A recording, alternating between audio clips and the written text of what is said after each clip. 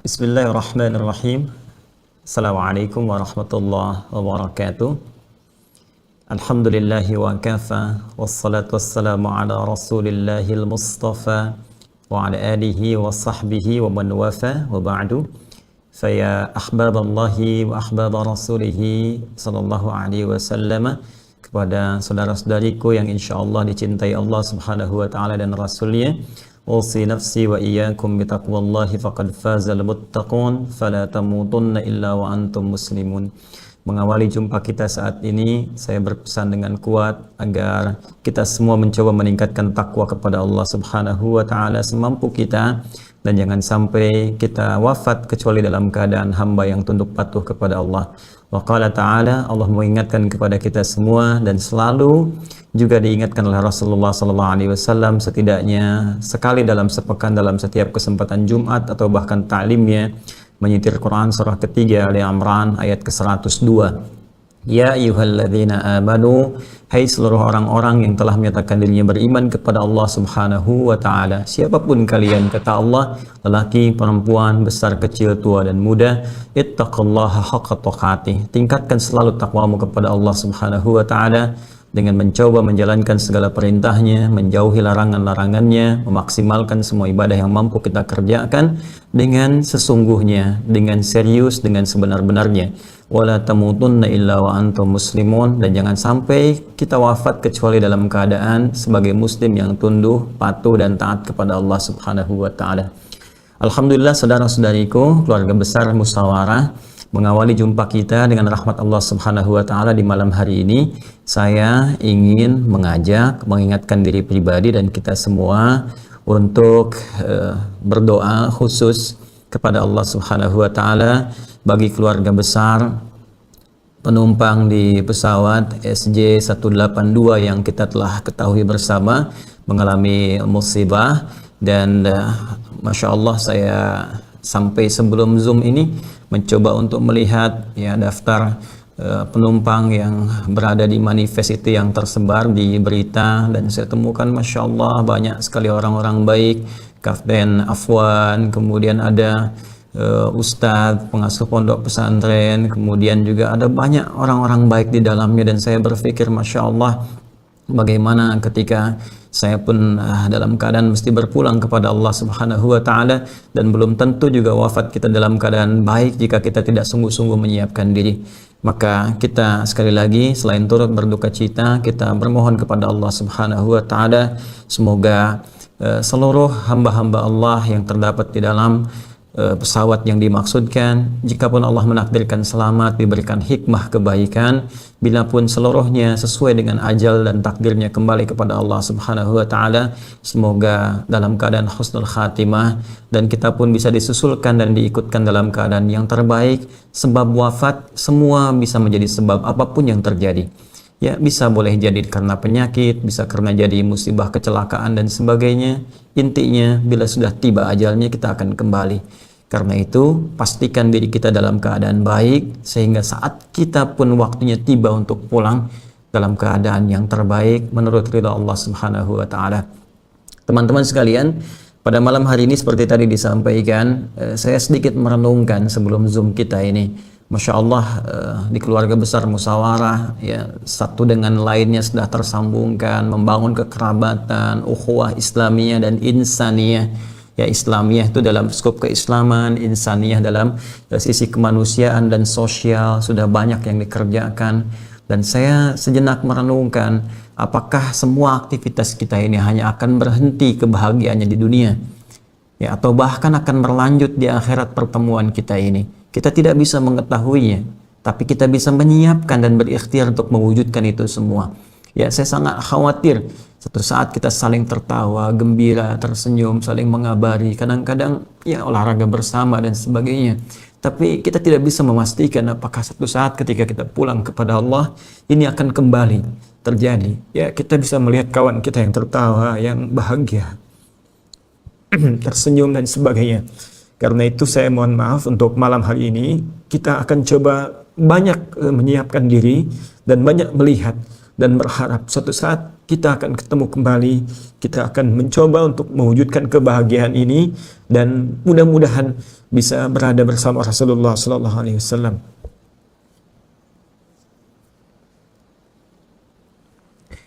Baik, kita akan mulai pedomannya dari Al-Quran, karena Al-Quran jelas firman Allah Subhanahu wa Ta'ala.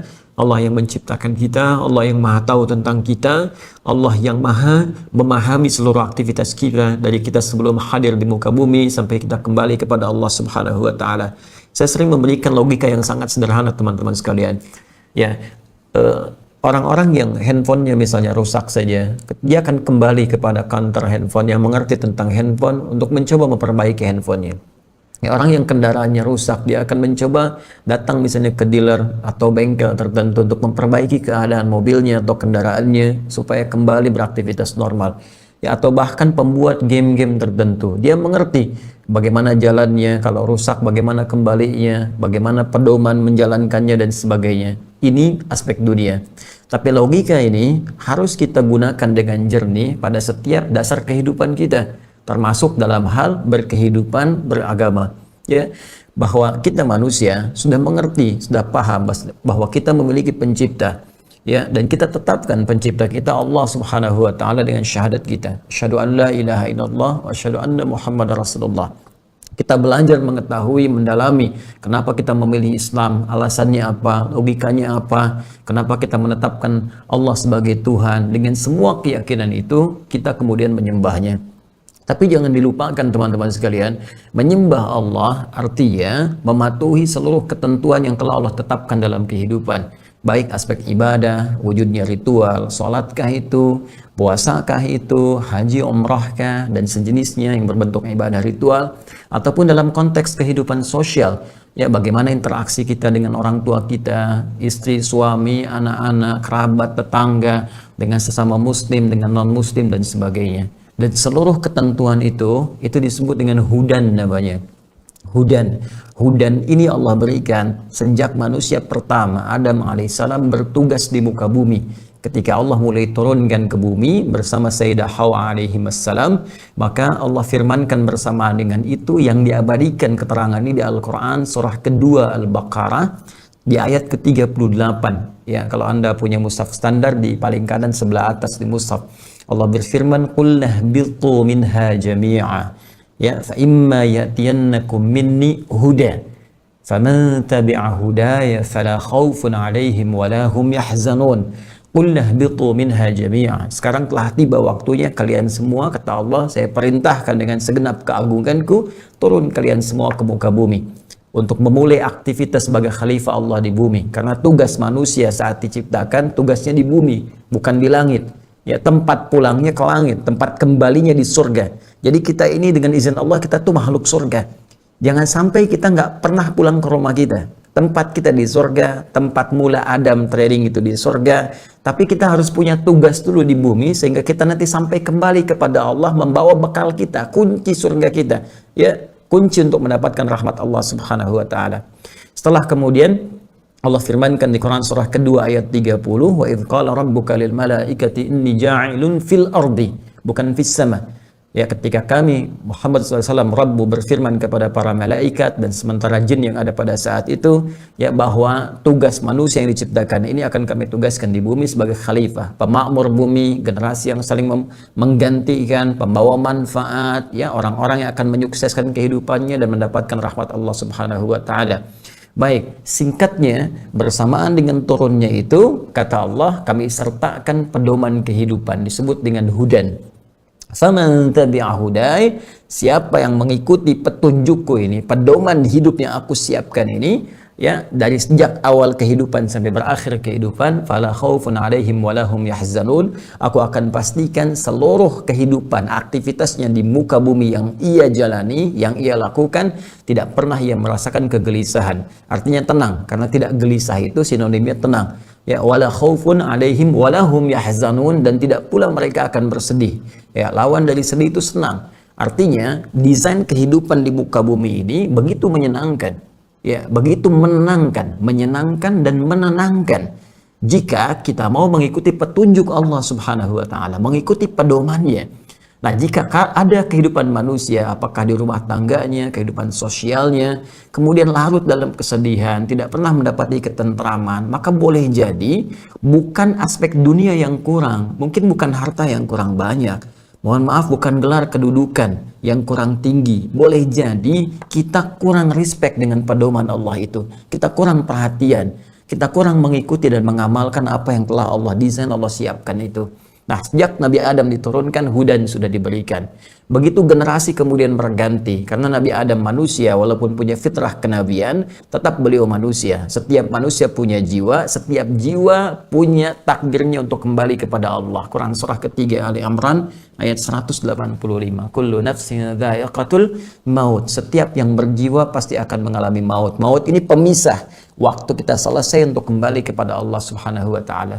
Yang bertugas namanya malakul maut, Quran surah ke-32 ayat yang ke-11. Qul yatawaffakum malakul mautil ladzi wukkila bikum. Katakan bagi setiap manusia yang berjiwa akan tiba waktunya untuk pulang, kami tugaskan satu malaikat namanya malakul maut untuk mewafatkan mereka. Baik, secara singkat teman-teman sekalian, generasi kemudian berganti, ya, menyebar. Quran surah ke-49 ayat ke-13, ya ayuhan nas, wahai semua manusia tanpa kecuali, inna khalaqnakum min dzakari wa untha, kami ciptakan kalian dari lelaki perempuan, wa ja'alnakum syu'uban wa qabaila lita'arafu, dan kami jadikan kalian menyebar luas, ya, terpisah-pisah, berbeda-beda, ada beda RT, beda kelurahan, sampai beda negara, beda benua, dan bersuku-suku yang berbeda-beda. Semua ini adalah generasi anak cucu Adam. Karena itu semua keturunan Adam alaihissalam disebut dengan Bani Adam, disebutkan 7 kali dalam Al-Quran. Ya Bani Adam, ya Bani Adam, ya Bani Adam. Nah teman-teman sekalian, setiap berganti generasi, saking sayangnya Allah Subhanahu wa ta'ala, setiap manusia harus memiliki kesempatan mendapatkan pedoman tadi. Karena itu dari generasi Adam berganti, diutus oleh Allah setiap nabi dan rasul untuk menyampaikan kembali, menjelaskan kembali pedoman ini. Itulah sifat rahman Allah Subhanahu wa ta'ala. Allah bisa saja membiarkan hambanya beraktivitas. Silahkan, apapun yang kau bisa pilih, kau bisa lakukan. Tapi rahman Allah, kasih Allah, sayang Allah lebih dalam dibanding segala hal yang kita bayangkan dalam kehidupan. Dan dengan sifatnya inilah, dengan rahmannya, sifat kasihnya, Allah tidak ingin membiarkan satu hamba pun larut dalam keburukan hidup, larut dalam nestapa. Dengan demikian di setiap generasi dikirimkan seorang rasul, diutus kemudian nabi, rasul untuk membawa pedoman ini. Jadi kalau ada manusia yang masih larut dalam keburukan, ya bukan Allah yang salah, manusianya yang tidak mau kembali kepada pedoman itu. Bahkan sekalipun sudah diingatkan oleh nabi dan rasul yang bertugas itu, dan melalui ulama-ulama sebagai pewaris dari nabi dan rasul yang dimaksudkan. Saya beri contoh teman-teman sekalian, ketika sampai di setiap nabi rasul itu mereka membawa pedoman. Spesifik nama kitabnya, tetap nama umumnya disebut dengan hudan. Kita mengenal misalnya Nabi Daud punya kitab Zabur alaihissalam, Nabi Musa alaihissalam punya kitab Taurat, Nabi Isa alaihissalam punya kitab Injil. Itu nama spesifik untuk membedakan dengan nama kitab-kitab lainnya, menunjuk pada setiap masa. Tapi semua isinya itu disebut dengan hudan, frame-nya hudan. Ya, jadi kalau kita sebutkan Taurat, Nabi Musa, itu eranya Nabi Musa. Injil, Nabi Isa, eranya Nabi Isa alaihissalam. Kan? Al-Quran, eranya Nabi Muhammad sallallahu alaihi wasallam. Tapi semuanya itu adalah pedoman, hudan namanya. Saya beri contoh Quran, penegasan, surah ke-17 misalnya, Al-Isra. Ya, di ayat yang kedua. Ketika Allah memberikan Taurat kepada Nabi Musa, Taurat disebut dengan hudan. Wa ataina Musal kitaba, dan kami berikan kepada Musa alaihi salam kitab, ya, Taurat. Nama Taurat disebutkan di Ali Imran, Quran surah ketiga ayat ketiga. Ya, di Quran surah ke Ali Imran ayat ketiga, Alif Lam Mim, Allahu la ilaha illa huwal hayyul qayyum, nazzala 'alaikal kitaba bil haqqi musaddiqan lima baina yadayhi wa anzalat Taurat. Ya, wal Injil, dan kami berikan Taurat kepada Nabi Musa, Injil kepada Nabi Isa.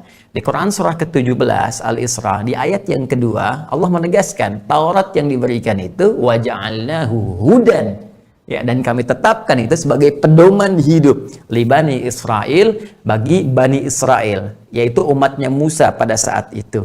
Jadi hanya untuk golongan Bani Israel saja, ya kan? Nah, teman-teman sekalian, setiap nabi rasul sebelum Nabi Muhammad SAW diutus untuk umat-umat tertentu. Bahkan nanti satu masa itu bisa ada 2 rasul. ya bisa ada dua nabi, bisa ada dua rasul. Seperti eranya Nabi Ibrahim alaihissalam. Itu Ibrahim dengan Lut alaihissalam. Lut itu keponakan Nabi Ibrahim. Tapi di satu masa ada dua nabi, dua rasul. Nabi Ibrahim bertugas di satu tempat, Nabi Lut bertugas di satu tempat.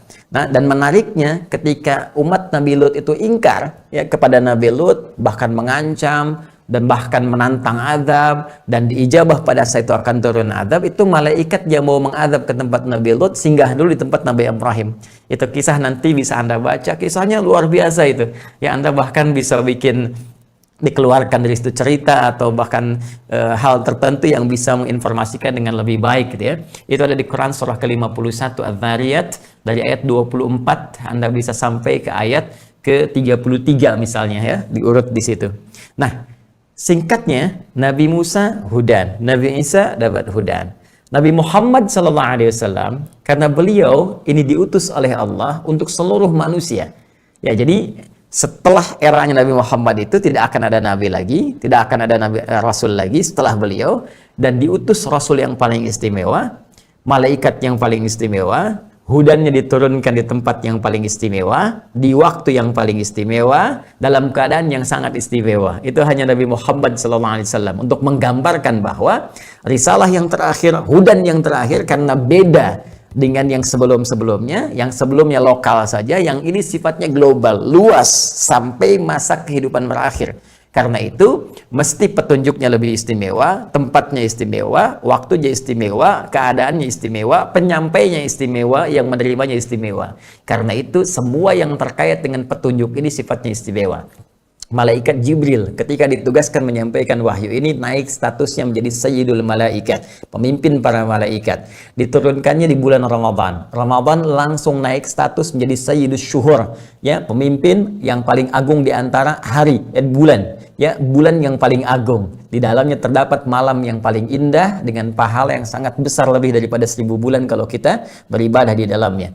Waktunya, harinya spesifik Jum'ah, Sayyidul Ayyam, ya, penghulu para hari yang paling mulia, banyak keutamaan di dalamnya. Kemudian diturunkan di tempat yang mulia, Mekah, ya, kemudian dengan turunnya Al-Quran keberkahan melekat lebih daripada sebelum-sebelumnya.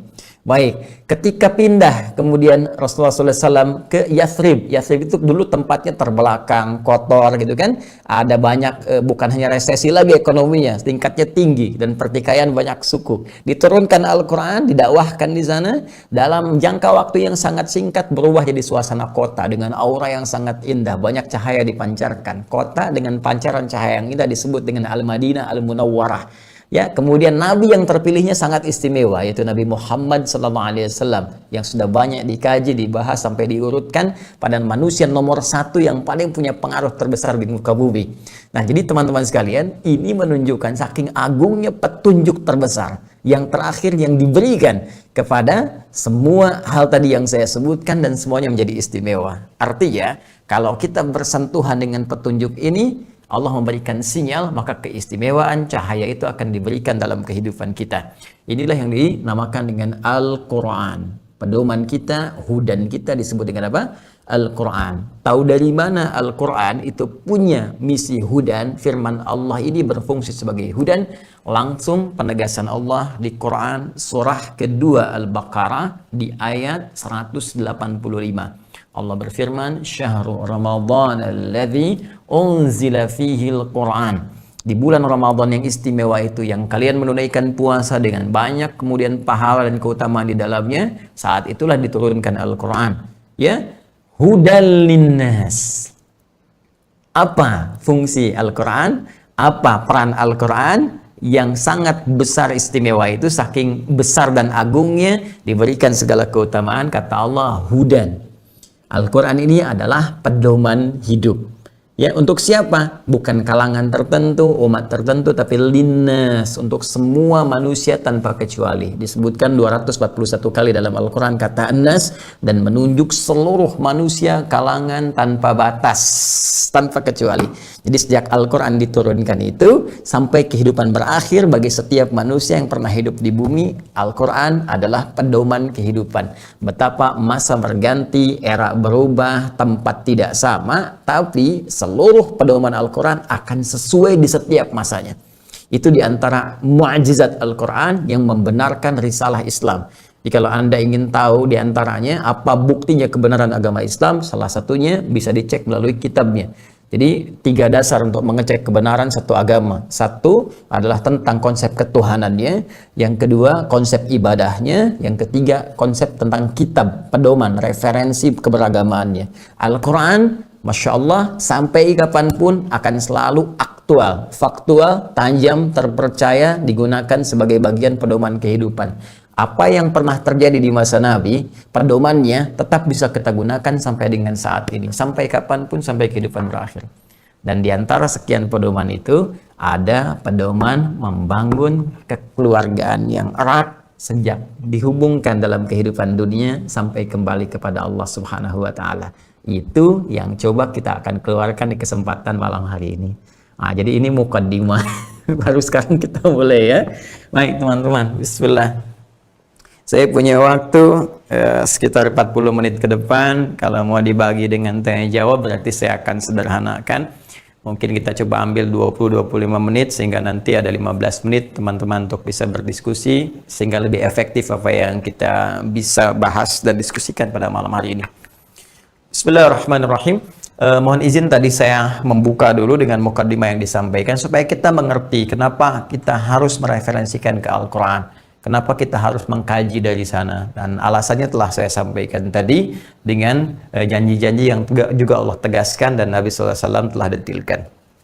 Baik, kita akan coba ambil satu batasan dulu ya dalam Al-Quran tentang konsep ya keluarga surgawi lah ya. Kita coba turunkan seperti ini.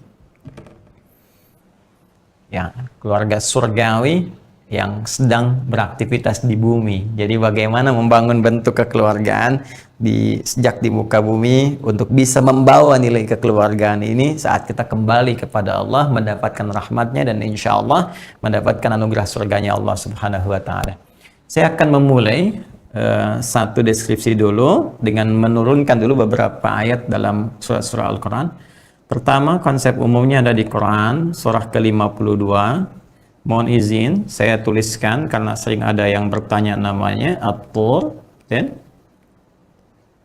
Di ayat ke-21.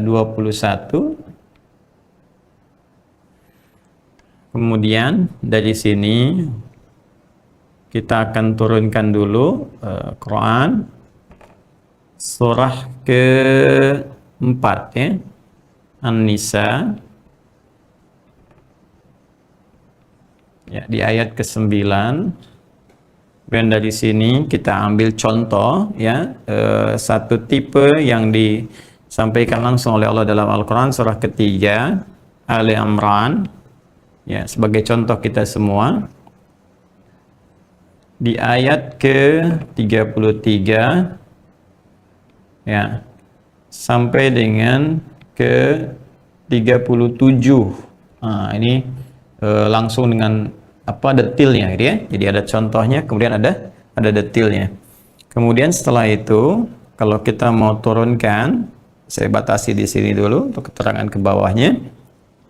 Ada yang diantara paling istimewa itu ada yang Quran surah ke-13 Ar-Ra'd ya, Ar-Ra'd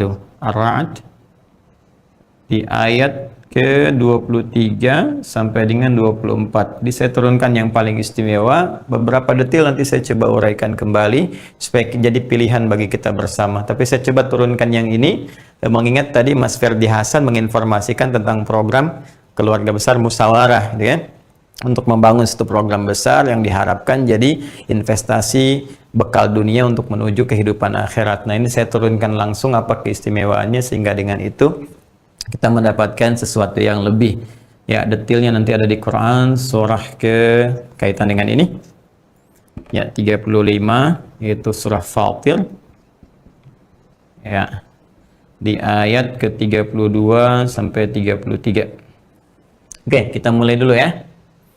Bismillah. Quran surah ke-52 At-Tur ya, At-Tur di ayat ke-21, juz ke-7 di mushaf standar paling kiri agak sedikit ke tengah ya.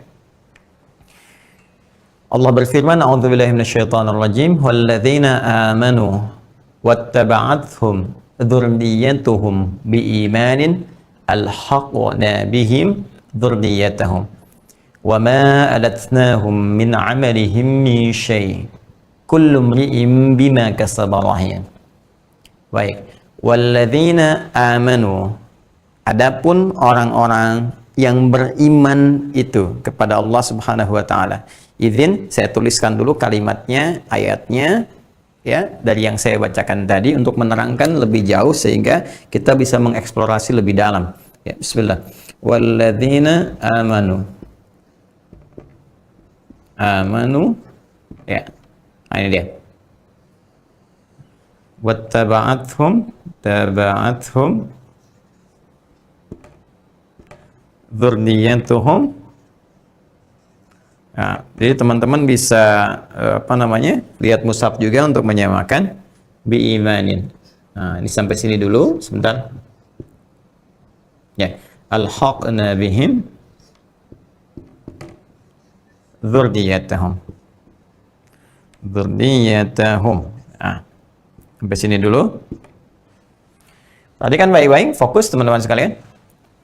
Walladzina amanu, adapun, dan itu wa itu bisa diartikan dan, bisa diartikan adapun. Ya. Adapun orang-orang yang beriman itu tanpa kecuali. Saya ingin jelaskan sebentar ya, teman-teman. Alladzina itu di gramatikal bahasa Arab itu disebut dengan isim mausul. Ya, yaitu kata sambung yang mewakili satu subjek atau objek tertentu. Baik ya? Nah, ini alladzina dengan bentuk jamak tanpa batas. Di Al-Quran disebutkan 1080 kali. Jadi nanti bentuk tunggalnya ada alladzi khusus untuk laki-laki satu saja misalnya, ya, mudzakkar sifatnya. Kemudian allati, ya, allati itu biasanya kalau untuk yang bernyawa untuk perempuan satu bentuknya, gitu kan? Jamaknya ada allati atau allawati, gitu kan? Nah, tapi kalau alladzina itu kalau spesifik ingin dikhususkan untuk laki-laki saja dalam konteks pemaparan gender tertentu bisa, ya, misalnya untuk persoalan masalah waris gitu kan, biasanya dipisahkan. Tapi kalau sifatnya umum tidak spesifik, maka kata alladzina ini mencakup keseluruhan tanpa kecuali.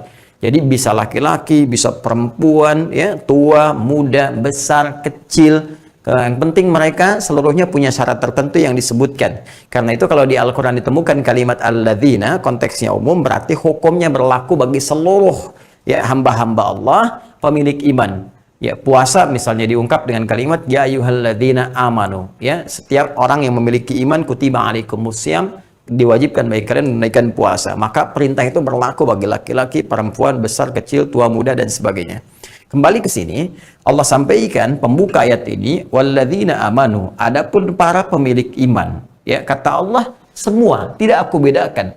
Baik itu lelaki, perempuan, besar, kecil, tua, muda, dan seterusnya. Ya, yang penting dia telah memiliki iman. Yang penting dia punya keyakinan terhadap Allah tanpa ragu. Nah, iman itu, perhatikan baik-baik. Iman itu punya tanda, punya bukti. Ya, jadi iman itu kan satu keyakinan tanpa ragu. Singkatnya demikian, keyakinan tanpa ragu. Setiap keyakinan, sesuatu yang yakin itu termasuk amalan hati. Jadi dalam hidup kita itu ada amalan terkait dengan hati, ada amalan terkait dengan pikiran, ada amalan terkait dengan lisan, ada amalan terkait dengan perilaku anggota tubuh kita yang lainnya, disebut dengan jawahir namanya. Ya, berpikir itu amalan akal kita, pikiran kita, prasangka itu pikiran kita. Kita diminta untuk berprasangka baik disebut dengan husnudzan. Ya kan? Amalan-amalan fisik kita menyentuh dengan tangan, berjalan dengan kaki, bicara dengan lisan. Nah, hati itu pun punya amalan. Ya, seperti niat itu di hati, gitu kan? Keyakinan itu di hati, cinta itu di hati. Setiap hal yang terkait dengan amalan hati itu butuh pembuktian untuk menunjukkan kebenaran apa yang sedang dikerjakan oleh hati ini. Karena kalau nggak ditampilkan, nggak nyata sifat, nggak ketahuan gimana benarnya, kan? Maka semua amalan hati itu mesti dibuktikan lewat perilaku, lewat tindakan, minimal lewat ucapan. Ya, seperti sama misalnya, cinta itu amalan hati. Ketika ingin dibuktikan, mesti ada pembuktian kan? Nah, maka dibuktikan lewat amalan lisan dalam bentuk akad. Ya, jangan biarkan seseorang misalnya hanya memberikan satu gambaran-gambaran kata-kata saja. Tidak, pembuktian cinta itu lewat akad. Saya terima nikahnya si Fulana binti Fulan dengan mas kawin sekian dibayar tunai. Itu pembuktiannya, akad. Jadi kalau ada akhwat nih di musyawarah siapapun yang berkata aku mencintaimu, maka jawab kalimat ini, buktikan cintamu dengan menuliskan namaku di buku nikah kita. Ya, sehingga aku punya BPKB, buku pernikahan kita berdua. Ingat ya, bukan cuman sekedar mohon maaf jalan berdua bareng dan sebagainya. Tidak, pembuktiannya itu lewat nikah, pembuktiannya lewat akad. Iman itu amalan hati tertinggi.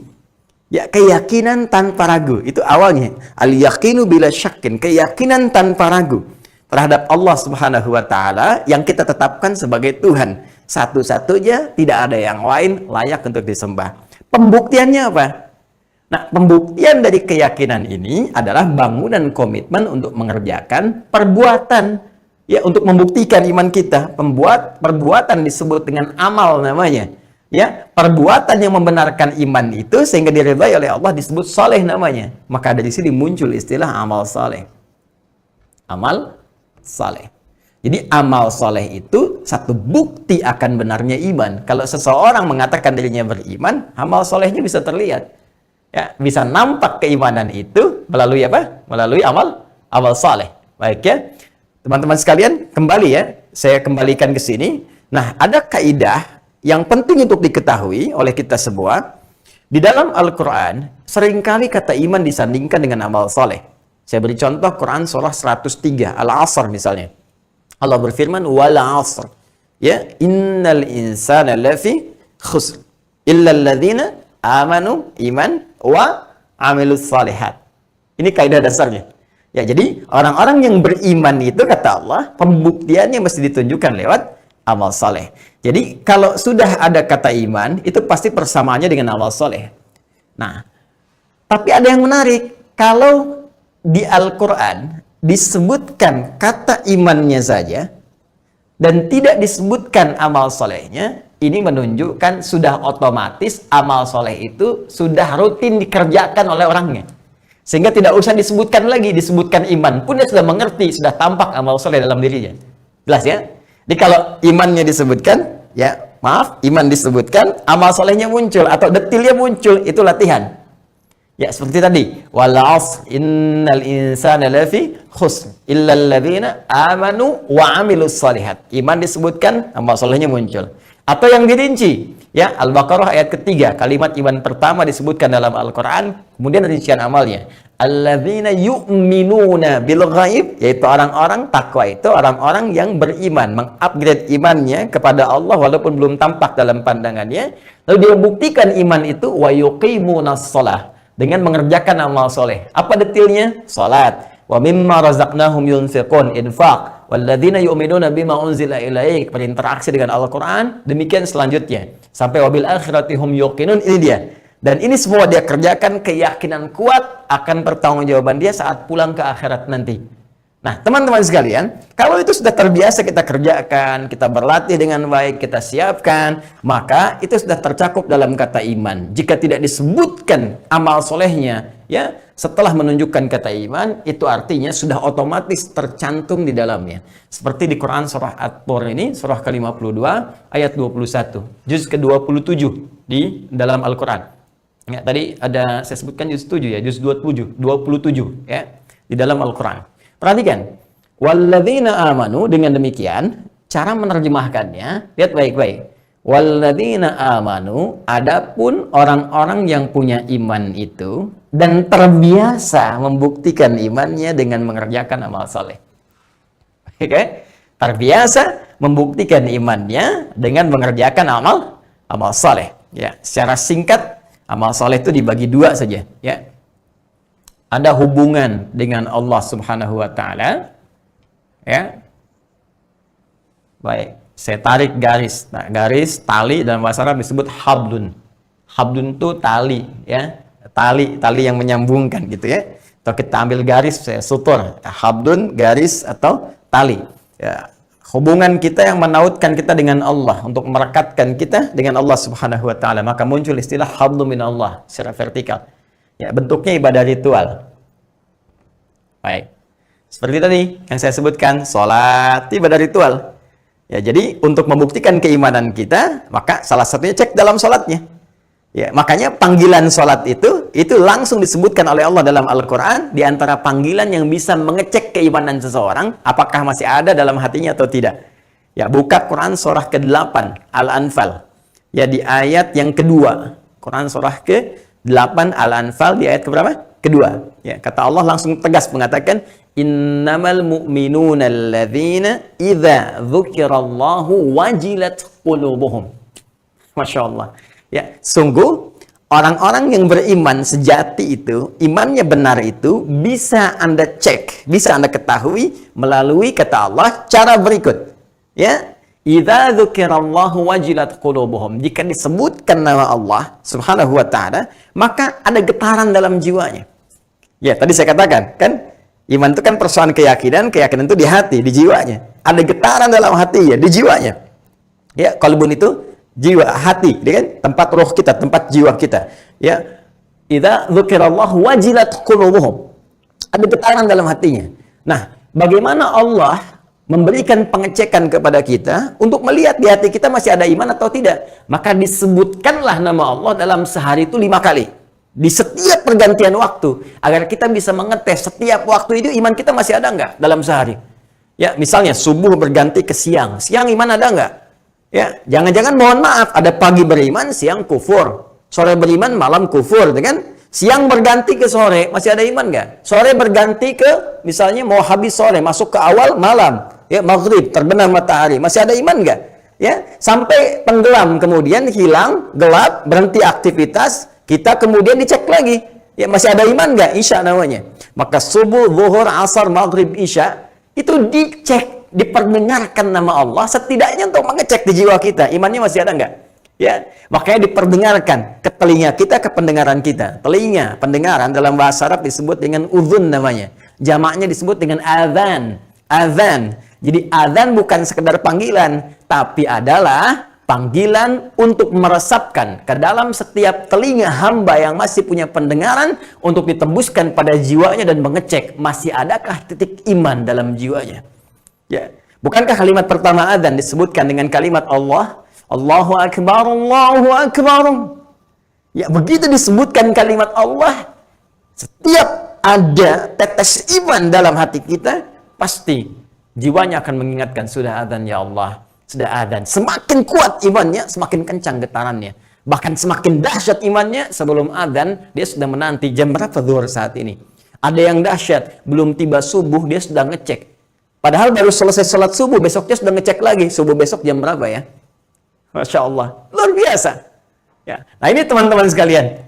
Ya, ini untuk mengeceknya. Jadi kaitannya dengan tadi ibadah Allah turunkan kemudian bentuk ibadah ritual untuk mengecek keimanan kita. Selanjutnya ada ibadah yang terkait dengan hubungan kita dengan makhluk. Ya, khususnya dengan manusia sekitaran kita, itu disebut dengan an-nas tadi yang saya sebutkan. Jadi ada istilah hadlu minan nas.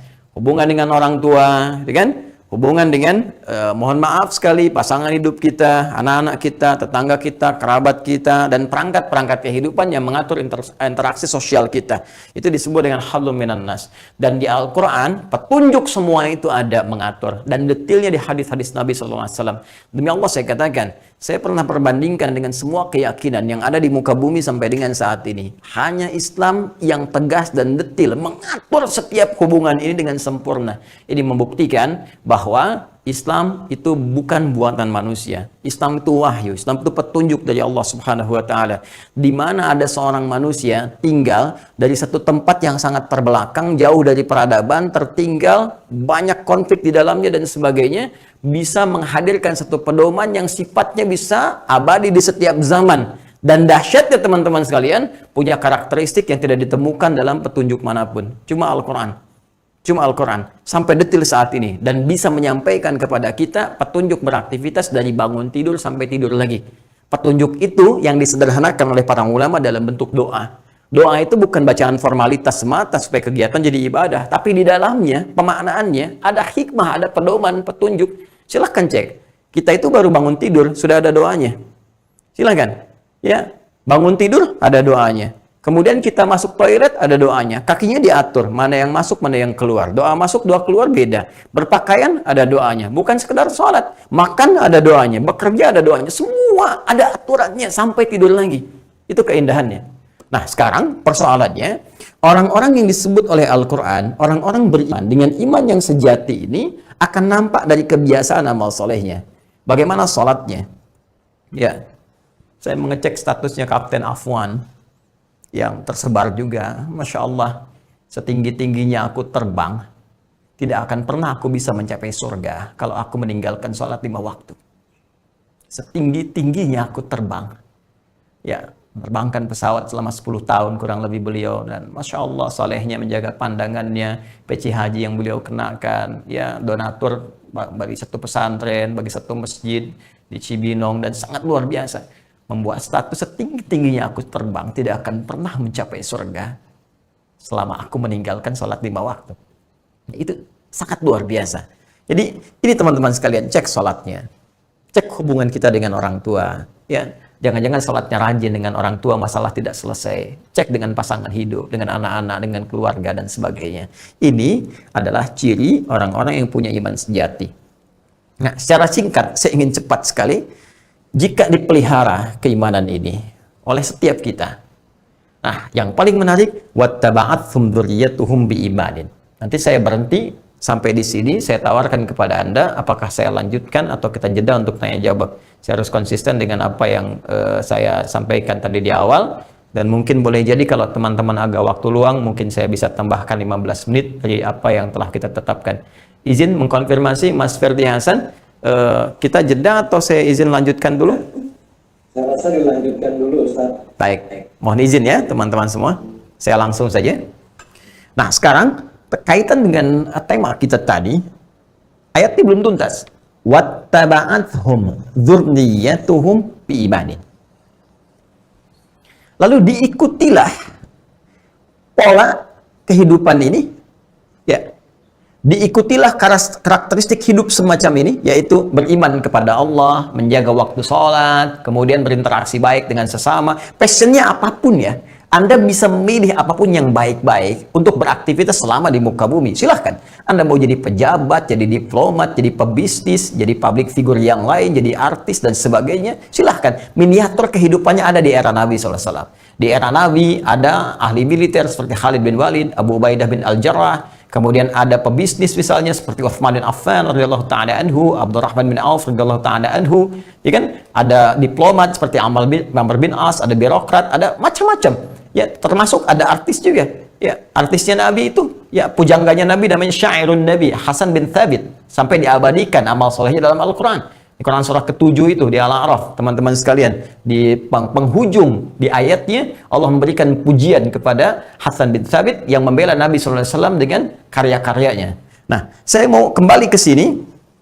Jadi apapun kita konsisten beramal soleh, menariknya, wattaba'athum dzurriyyatuhum biimanin. Ini, pola hidup ini bisa diikuti oleh semua keturunan keluarga besar yang terkait dengan tadi, orang beriman tadi. Ya, dzurriyah itu semua keturunan keluarga keturunan yang turun terus ke bawah sampai habis. Ya, kalau kita sering ungkapkan anak cucu. Ya, misal si fulan A punya anak, anaknya punya anak lagi, punya anak lagi, punya anak lagi, sampai selesai keturunan, sampai kehidupan berakhir. Itu disebut dengan dzurriyah namanya. Ya, kalau anak langsung, ya anak, saya misalnya punya anak Muhammad Hafizul Quran, itu disebut walad. Ya, kalau anaknya lebih daripada 1, 2, 3 disebut dengan aulad. Ya, aulad. Quran surah ke-2 Al-Baqarah ayat 233. Wal walidatu yurdi'na auladahunna. Itu kalimat aulad pertama disebutkan dalam Al-Quran. Para ibu yang baru melahirkan itu, ya silahkan fokus saja untuk memberikan ASI kepada anak yang baru dilahirkannya itu. Ini ketika melahirkan punya anak disebut walad, banyak aulad, punya anak lagi cucu hafid, punya cucu lagi terus sampai ke bawah disebut dengan dzurriyyah. Ya, kata Allah, jika diikuti oleh semua keturunan ini, pola hidup seperti semacam ini, ya misalnya ini ada yang jadi arsitek, jadi insinyur, jadi ulama, jadi macam-macam, tapi tetap dijaga, salatnya bagus, berinteraksi sosialnya bagus, amalannya bagus, ya biimanin, dengan dasar iman. Iman kepada Allah dibuktikan dengan yang tadi, Allahu Akbar, alhaqna bihim dzurriyyatahum. Alhaqna bihim dzurriyyatahum. Kami akan kumpulkan kembali mereka semua. Ya, kumpulkan kembali mereka semua. Kapan? Di mana?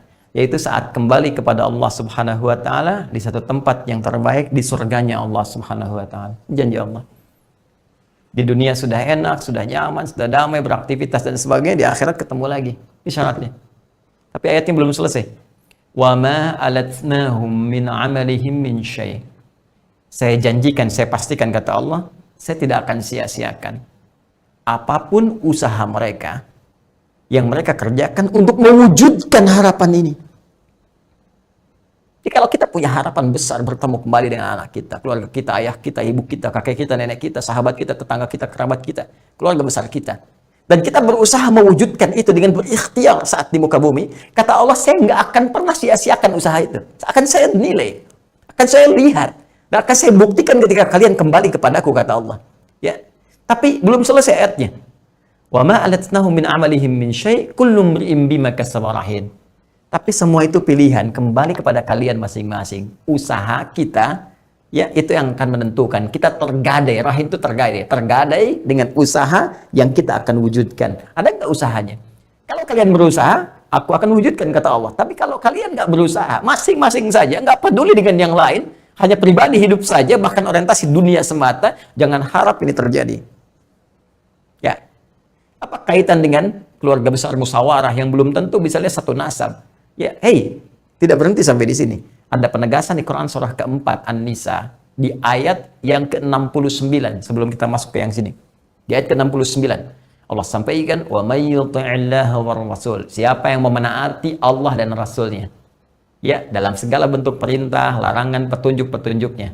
Wa may yuti'illaha war rasul faulaika ma'al ladzina an'ama Allahu 'alaihim minan nabiyyin was-siddiqin wasyuhada'i was-salihin wa hasuna ulaika rafiqa. Maka kami akan tempatkan mereka di surga kelak bersama orang-orang terbaik yang pernah beraktivitas di bumi. Baik itu seluruh kalangan para nabi dan rasul. Orang-orang saleh. Orang-orang baik. Saleh itu kan tadi yang beraktivitas ini. Ya. Wasyuhada, para syuhada, was-salihin, orang-orang saleh, was-siddiqin, orang-orang jujur. Jadi saya bayangkan keluarga si Fulan saleh, keluarga Mas Ferdi saleh, Mas Dude saleh, Mas Dimas saleh, Mas Wisnu saleh, yang lain saleh, semua berusaha begini, itu dikumpulin lagi. Dikumpulkan lagi. Disatukan oleh Allah Subhanahu wa taala. Ya wa hasuna ulaika rafiqa, kata Allah, kalau kalian melihat model yang seperti itu model terbaik yang jadi contoh. Jadi kalau teman-teman public figure, ya, ini bikin satu komunitas namanya musyawarah misalnya, terus dilingkan di situ, dipersatukan dalam kebaikan dengan roh spirit tadi, dijaga oleh kita, itu model terbaik. Anda bikin model yang bagus sekarang. Itu kalau dicontoh oleh orang lain, diteruskan jadi pahala, jadi jariah. Jadi bikin musyawarah itu, ya, bukan kumpulan sia-sia. Bukan yang cuman kumpul, datang, pulang, selesai gitu, bukan itu. Mesti beda, mesti punya kualitas, mesti punya visi. Apa misinya? Kalau Anda cuma bikin perkumpulan yang orang datang kumpul, tertawa, cerita, gembira, pulang, banyak perkumpulan, banyak grup sudah dibuat. Tapi apakah perkumpulan grup itu mengantarkan kita pada rahmat Allah? Ini yang membedakan. Maka saya mohon, mumpung masih ada kesempatan, sebelum waktunya kita kembali, sebelum waktunya kita pulang, masih ada kesempatan untuk mewujudkan itu. Dan kalau bicara akhirat, pembuktiannya bukan di dunia. Dunia itu cuma bonus ya, kasih sayang, perhatian, ya kan, simpati, saling mendoakan, saling merasakan, saling mengunjungi. Itu bonus saja. Ya, sebagai pendahuluan rahmat Allah yang ditunjukkan di bumi. Nanti pembuktiannya saat kembali kepada Allah, kita akan lihat. Masya Allah, ini usaha kita dulu. Ya Allah, ini hasil yang kita kerjakan. Alhamdulillah. Ini, teman-teman sekalian. Nah, sekarang, bagaimana cara mewujudkan itu? Ya, nah, kita akan coba turunkan dulu. Kita agak cepat sedikit ya. Mudah-mudahan bisa berhenti di jam 9 supaya nanti saya berikan 15 menit dulu mungkin untuk bisa sedikit diskusi. Saya cepat. 1 Quran surah keempat An-Nisa ayat 9. Yang paling kiri sebelah atas di mushaf. Wal yakhshal ladzina law taraku min khalfihim dzurriyyatan dhi'afa khafu 'alaihim Falyattaqullaha wal yaqulu qawlan sadida. Baik. Wal yakhshal ladzina law taraku min khalfihim dzurriyyatan dhi'afa. Dzurriyyah muncul lagi seperti yang tadi telah saya terangkan. Kata Allah, hendaklah para orang tua merasa khawatir, merasa takut, kan? Kenapa? Kalau seketika mereka meninggalkan keturunannya dalam keadaan yang lemah. Ini motivasi pertama dari Al-Quran. Kalau Anda sudah termotivasi untuk menyiapkan tadi generasi yang baik, teman-teman yang baik, semua yang baik, maka pertama, tanamkan motivasi kuat dalam jiwa. Mesti punya prinsip. Jangan sampai ini generasi saya jadi lemah. Jangan sampai generasi saya misalnya tidak siap menghadapi tantangan-tantangan di masa depan. Ya, tidak siap beramal soleh, tidak siap mendekat kepada Allah. Kemudian yang paling menarik, apa yang dimaksud ditinggalkan dalam keadaan lemah ini? Para ulama sepakat dalam beberapa aspek yang sangat penting. Satu, lemah iman. Kalau sudah imannya lemah, pasti amal solehnya lemah. Hati-hati ya. Ada ajakan sedikit meninggalkan sholat, ada tawaran sedikit hanya mengatakan aku cinta padamu, tiba-tiba meninggalkan imannya, menanggalkan imannya. Begitu pulang cinta itu tidak menolong. Ya kan? Balik lagi, pengetahuan, ilmu. Ya kan? Kemudian harta. Ini 3 hal yang pokok dalam kehidupan. Jangan sampai kita meninggalkan keadaan keluarga kita, lemah iman, anak lemah iman, lemah amal solehnya, cucu dan sebagainya, lemah pengetahuan, ya mohon maaf, lemah bacanya, lemah mengkajinya sehingga tertinggal dalam peradaban, lemah harta sehingga menjadi peminta-minta dalam kehidupan, dan karena lemah harta itu diperbudak oleh keadaan. Ya, maka orang Islam itu mesti kaya. Mesti kaya. Kaya itu harus untuk kita lakukan kalau pilihan hidup kita untuk beramal dari situ. Supaya bisa zakat, ya kan? Bisa infak dan sebagainya. Ya, minimal harta yang cukup membuat kita untuk bisa beramal soleh, mendekat kepada Allah. Ya, tesnya bisa beda-beda. Ukuran kaya bisa relatif. Ya, bagi Bilal, kaya itu saat saya bisa makan cukup, saya bisa adzan. Bagi Ali, kaya itu cukup bagi saya untuk bisa mengajar. Bagi Utsman, bagi Abdurrahman bin Auf, kaya itu supaya saya bisa berderma, bersedekah, supaya saya bisa cari surga dengan amalan harta saya. Ya, ini yang kita kumpulkan, ilmu, iman, ilmu, ya, kemudian harta. Jangan sampai ini lemah dalam kehidupan kita. Nah, termasuk di teman-teman di musyawarah pun, kalau kita mau kembali kepada konsep tadi, jangan sampai ini lemah. Iman dicas lagi, pertemuan itu mesti ada nilainya. Teman-teman kumpul, saling kunjungi. Apa ini mencas iman seperti apa sesuai semangat amal solehnya?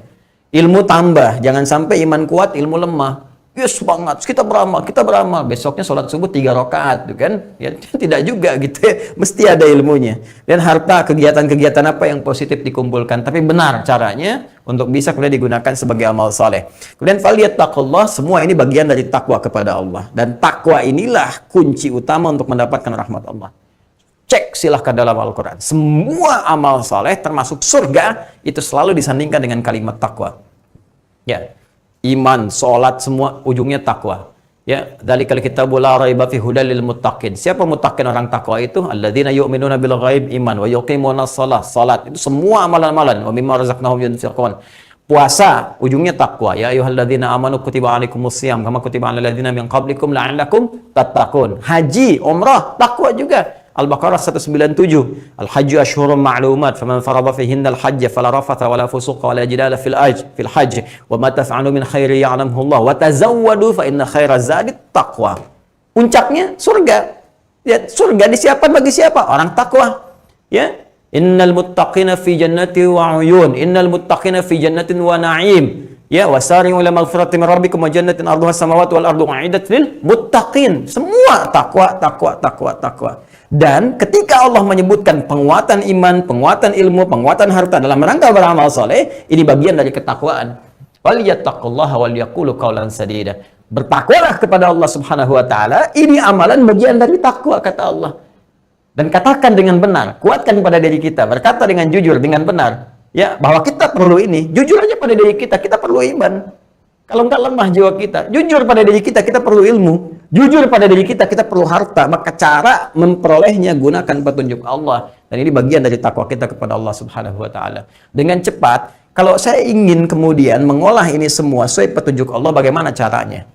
Dan sekeluarga ingin seperti itu, bagaimana menyiapkannya? Karena konteksnya kekeluargaan. Maka dibuatlah, ditunjukkan langsung oleh Allah satu model khusus, tipe yang sangat luar biasa Ya, Quran surah ketiga Ali Imran ayat 33 sampai 37. Saya cepat. Mas Ferdi izin, saya sudah sampai pada janji saya. Apakah kita berhenti atau kita berdialog dulu? Sepertinya lanjut dulu Ustaz. Sepertinya lanjut. Baik. Insya Allah bermanfaat. Alhamdulillah. Yang penting ada diksi yang berbeda. Yang pertama rasanya kita lanjutkan, yang kedua sepertinya kita lanjutkan. Baik. Oke, baik, kita teruskan dulu ya teman-teman, izin ya, nggak apa-apa kan kalau ada waktu luang, kalau misalnya ada sibuk atau apa nggak apa-apa, nanti teman-teman kerjakan kesibukan dulu, nanti bisa disambungkan kembali. Yuk kita lanjut, bismillah. Quran surah ketiga Ali Imran ayat 33 sampai 37. Al. Artinya al keluarga kan? Ya. Al itu keluarga. Keluarga itu setidaknya ada 4 nama ya dalam bahasa Arab teman-teman sekalian. 4 nama. Ada alun, kan? Ada ahlun. Pernah dengar istilah ahlul bait kan? Keluarga juga. Kemudian ada ailatun, ailah, keluarga. Dan ada usrah, keluarga. Ya. Ada alun, ada ahlun, ada ailah, ada usrah. Saya tidak akan bahas yang lainnya, saya akan fokus ke sini dulu ya supaya waktu kita bisa efektif. Kalau disebutkan al itu bukan sekedar keluarga, tapi keluarga dengan segenap keturunan.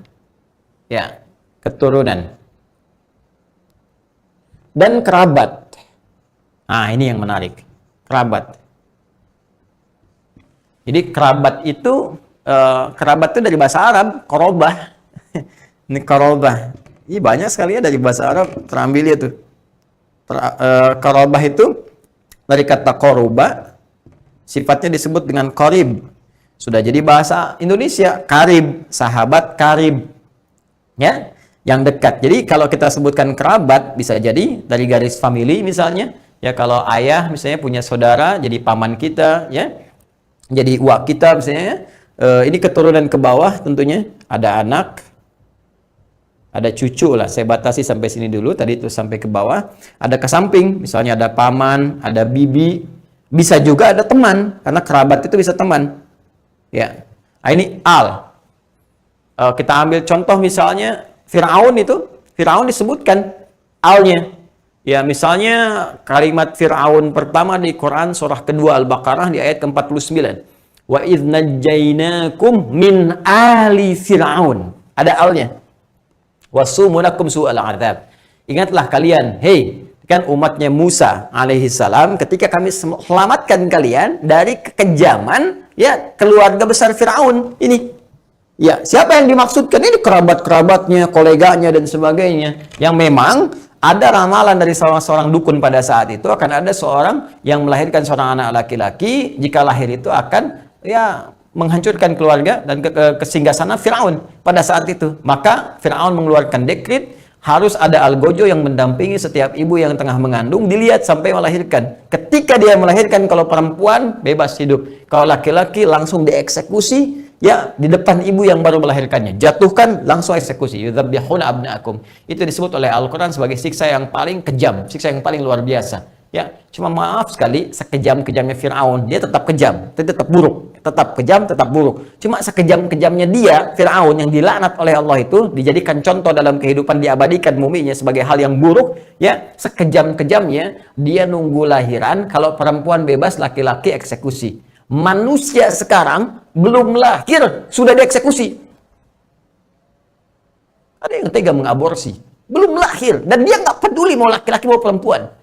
Jadi kalau Al-Quran menyebut perbuatan Fir'aun sebagai siksa yang paling kejam, maka saya nggak bisa mencari kata lagi terhadap manusia yang tega menghabisi dia anak sebelum bahkan dilahirkan dengan tujuan yang buruk, bukan karena faktor-faktor medis yang dibenarkan oleh syariat. Ya, maaf, kembali ke sini, maka perbuatan mereka itu disebut dengan al, ya, koleganya, kerabatnya, keluarga besar. Itu dalam konteks yang negatif. Maka di Fir'aun itu ada penasehatnya namanya Haman. Ya, ada bala tentaranya dan sebagainya, itu oleh Al-Quran dikumpulkan jadi al, kerabat. Saya ingin menunjukkan sebuah kesan bahwa kalau ada kata al, ini menunjuk satu hubungan ya, yang sangat rekat, baik dari garis keturunan ataupun kekerabatan. Kekerabatan bisa masih dari garis family, ataupun misalnya teman dan sebagainya. Nah, yang sisi positifnya, sampai Allah jadikan satu surah, adalah Imran. Ya, dicontohkan langsung oleh Allah. Bahkan ada surah namanya Ali Imran, keluarga besarnya Imran, baik dari keturunannya ataupun kerabatnya, familinya, itu semua jadi sebuah contoh yang Allah berikan kepada kita bagaimana membangun sebuah keluarga. Kenapa mesti Imran? Ya, supaya manusia nggak ngeles. Sebab kalau masih dicontohkan Nabi, Rasul, orang akan katakan, itu kan keluarga Nabi Ustadz, keluarga Rasul Ustadz. Makanya Allah tunjukkan yang bukan Nabi dan bukan Rasul, tapi bisa menyiapkan keturunannya, bahkan di antara mereka ada yang jadi Nabi dan Rasul. Ya, makanya ketika Allah menegaskan, Quran surah ketiga Ali Imran ayat 33. Perhatikan firman-Nya. Ya, Innallaha astafa Adama wa Nuha wa ala Ibrahim wa ala Imran 'alal alamin. Dzurriyyah muncul lagi. Ayat 34-nya, dzurriyyatan ba'dhuha min ba'd wallahu samii'un 'alim. Innallaha astafa, sungguh Allah telah memilih, ya, dengan jalur-jalur kebaikan. Satu, Adam. Ya, Adam disebutkan tunggal. Keluarganya tidak masuk karena ada keluarga yang bermasalah di dalamnya. Wa Nuha, Nuh disebutkan tunggal. Ya, kenapa tunggal? Karena ada bagian keluarganya yang tidak ideal. Dalam konteks ini, ada yang bahkan menghambat dakwahnya Nabi Nuh alaihissalam karena pengaruh-pengaruh tertentu. Kemudian ala Ibrahim, keluarga besar Nabi Ibrahim alaihissalam. Kenapa disebutkan al? Karena dari dua jalur, dua istri beliau, Sayyidah Sarah, ya, dengan Sayyidah Hajar, keturunannya keduanya, ke bawahnya banyak melahirkan Nabi dan Rasul dan orang-orang soleh. Termasuk Nabi besar Muhammad Sallallahu Alaihi Wasallam. Nah, jadi kalau kita bicara keluarga besar Ibrahim alaihissalam, wajar itu Nabi, itu Rasul, ya kan? Misal. Nah, tapi kalau ketika Allah menyampaikan wa ala Imran, keluarga besarnya Imran, Imran bukan Nabi, bukan Rasul. Seorang hamba Allah yang melihat pola kehidupan Nabi dan Rasul sebelumnya, bagaimana mereka diperintahkan oleh Allah membawa pedoman mendidik keluarga besarnya, kerabatnya, dan sebagainya, sehingga menyatu dalam kebaikan dan mewujudkan janji yang Allah berikan untuk mempertemukan mereka di surga. Maka diikutilah petunjuk itu, dilakukan oleh beliau kompak dengan istrinya, namanya Hannah. Ya, Hannah. Imran dengan Hannah kompak dengan istrinya menyiapkan konsepsi tadi. Apa yang diteruskan oleh mereka? Mereka kemudian menyiapkan, ya, begitu sejak sebelum mohon maaf sekali, ya, Hannah mengandung, melahirkan dan sebagainya, mereka sudah kompak. Keturunan kita mesti ikuti petunjuk Allah begini, begini, begini, begini dan sebagainya. Maka dari sejak kemudian ada tanda-tanda mengandung, ya, maka Hannah sudah bermohon kepada Allah Subhanahu wa taala. Di ayat ke-36-nya, "Idz qalat imra'atu Imran, rabbi inni nadhartu laka ma fi batni muharrara fataqabbal minni." Ya Allah, aku bernazar kepadamu, aku siapkan jika nanti ada keturunanku ini, ya Allah, yang terlahir, aku siapkan untuk fokus dia beribadah, ya Allah, kepadamu, ya Arhamar Rahimin, untuk dekat denganmu, seperti yang engkau mintakan, engkau perintahkan supaya menyiapkan anak-anak keturunan itu, ya, tidak jauh dari Allah Subhanahu wa taala, dan kekuatan iman yang tadi telah kita sampaikan. Nah, maka secara singkat lahirlah Maryam. Nah, yang menarik ketika lahir ini, teman-teman sekalian, semua polanya diikuti. Satu, doa. Jadi dari doa saat sebelum lahiran, setelah menikah, gitu kan? Doa saat sedang mengandung. Nah, ini saat nikah. Ya, nikah aja kan kita sudah berdoa kan? Barakallahu laka itu doa, ya. Kemudian saat istri mengandung, hamil, nanti ada doa juga. Kemudian saat lahiran ada doa juga supaya dijauhkan dari setan. Ayat 36 itu doa. Wa inni samaituha Maryam, diberi nama, wa inni u'idzuha bika wa dzurriyyataha minasyaitonir rajim. Setelah kemudian diberi nama, kemudian dirawat, kemudian 4 konsisten. Istiqamah. Konsisten. Konsisten nanti ada 9 tahap untuk menuju itu, ya. Konsis 1, konsis 2, konsis 3, konsis 4 sampai konsisten. Ya, fokus ini. Lihat sini teman-teman sekalian. Apa yang bisa kita ketahui dulu sebentar? Imran ini punya kolega juga. Siapa di antara koleganya? Zakaria. Ya, Nabi Zakaria. Zakaria itu nabi. Imran bukan nabi, bukan rasul. Hannah bukan nabi, bukan rasul, kan? Punya kolega ini Zakaria. Ya, ini kerabatnya, ini kerabatnya. Ini yang saya dikatakan al karena mencakup Nabi Zakaria di sini. Lahir Maryam. Apa yang dilakukan kemudian oleh keluarga ini? Ketika Maryam lahir, pertama tadi doa. Ini petunjuk bagi kita, ya. Ya, petunjuk bagi kita. Jadi kalau nikah sudah ada doa, sudah ada dalam Islam, barakallahu laka wa baraka alaika wa jama'a bainakuma fi khair, berdoa. Kemudian ketika mengandung, ada doanya lagi, Ya, kalau tadi Hannah berdoa kepada Allah supaya minta dijauhkan dari setan, kita langsung diatur. Ada di Quran surah ke-7 misalnya, ya kita lihat di ayat 189, ya di ujung ayatnya, lain ataitana salihah lanakunanna minasyakirin. Ayat 189 di surah ke-7 Al-A'raf. Ya, falamma taghasyaha hamalat hamlan khafifa falamma athqalat da'awallaha rabbahuma, ya singkatnya lain ataitana salihah lanakunanna minasyakirin. Ketika kandungan itu mulai lebih besar, lebih berat, di sana kemudian mereka berdoa meminta kepada Allah, khususnya istrinya bermohon, ya suaminya juga bermohon, ya Allah, mohon kau berkehendak jikalau anak yang dilahirkan, mohon jadikan anak yang saleh. Tentu kami akan sangat merasa bersyukur kepadamu. Ini sampai di ayat 189 saja. Ya, jelas. Ini berdoa. Kemudian setelah lahiran pun berdoa juga. Ya, supaya dijauhkan dari setan, tidak diganggu oleh setan. Karena itu nanti ada syariat diantaranya diazankan. Ya, ada itu hadisnya diriwayat At-Tirmidzi. Ya, kemudian setelah itu teman-teman sekalian, fokus ke sini, diberi nama yang baik, ya nama sesuai harapan ya. Misalnya gini, Anda mau jadi apa anaknya? Ahli Quran, Anda beri nama misalnya Muhammad Ahlul Quran, ahli hadis Muhammad Fahimul Hadis, ahli tafsir Muhammad Faqihut Tafsir misalnya kan, nah, dan seterusnya. Atau misalnya insinyur yang saleh, ya Muhammad Muhandis Saleh dan seterusnya. Ya, jadi Anda bisa cari nama-nama yang dengan nama itu menjadi doa. Ya, nama bukan sembarangan loh, hati-hati. Nama itu doa. Karena itu nanti ada beberapa sahabat yang namanya kurang bagus diganti langsung oleh Nabi sallallahu alaihi wasallam supaya menjadi baik.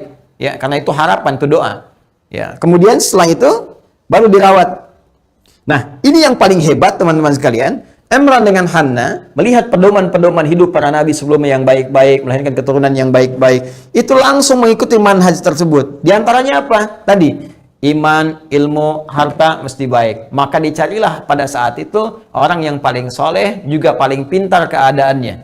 Ya, jadi orang tuanya menyiapkan harta bendanya. Siapa orang paling soleh dan pintar? Untuk menjadi gurunya. Siapa guru anak ini? Maryam namanya. Ya, disebut dengan Maryam. Maryam kalau diartikan ke kita adalah perempuan yang sangat terhormat, terjaga diri dan dekat dengan Allah. Itu Maryam diantara maknanya.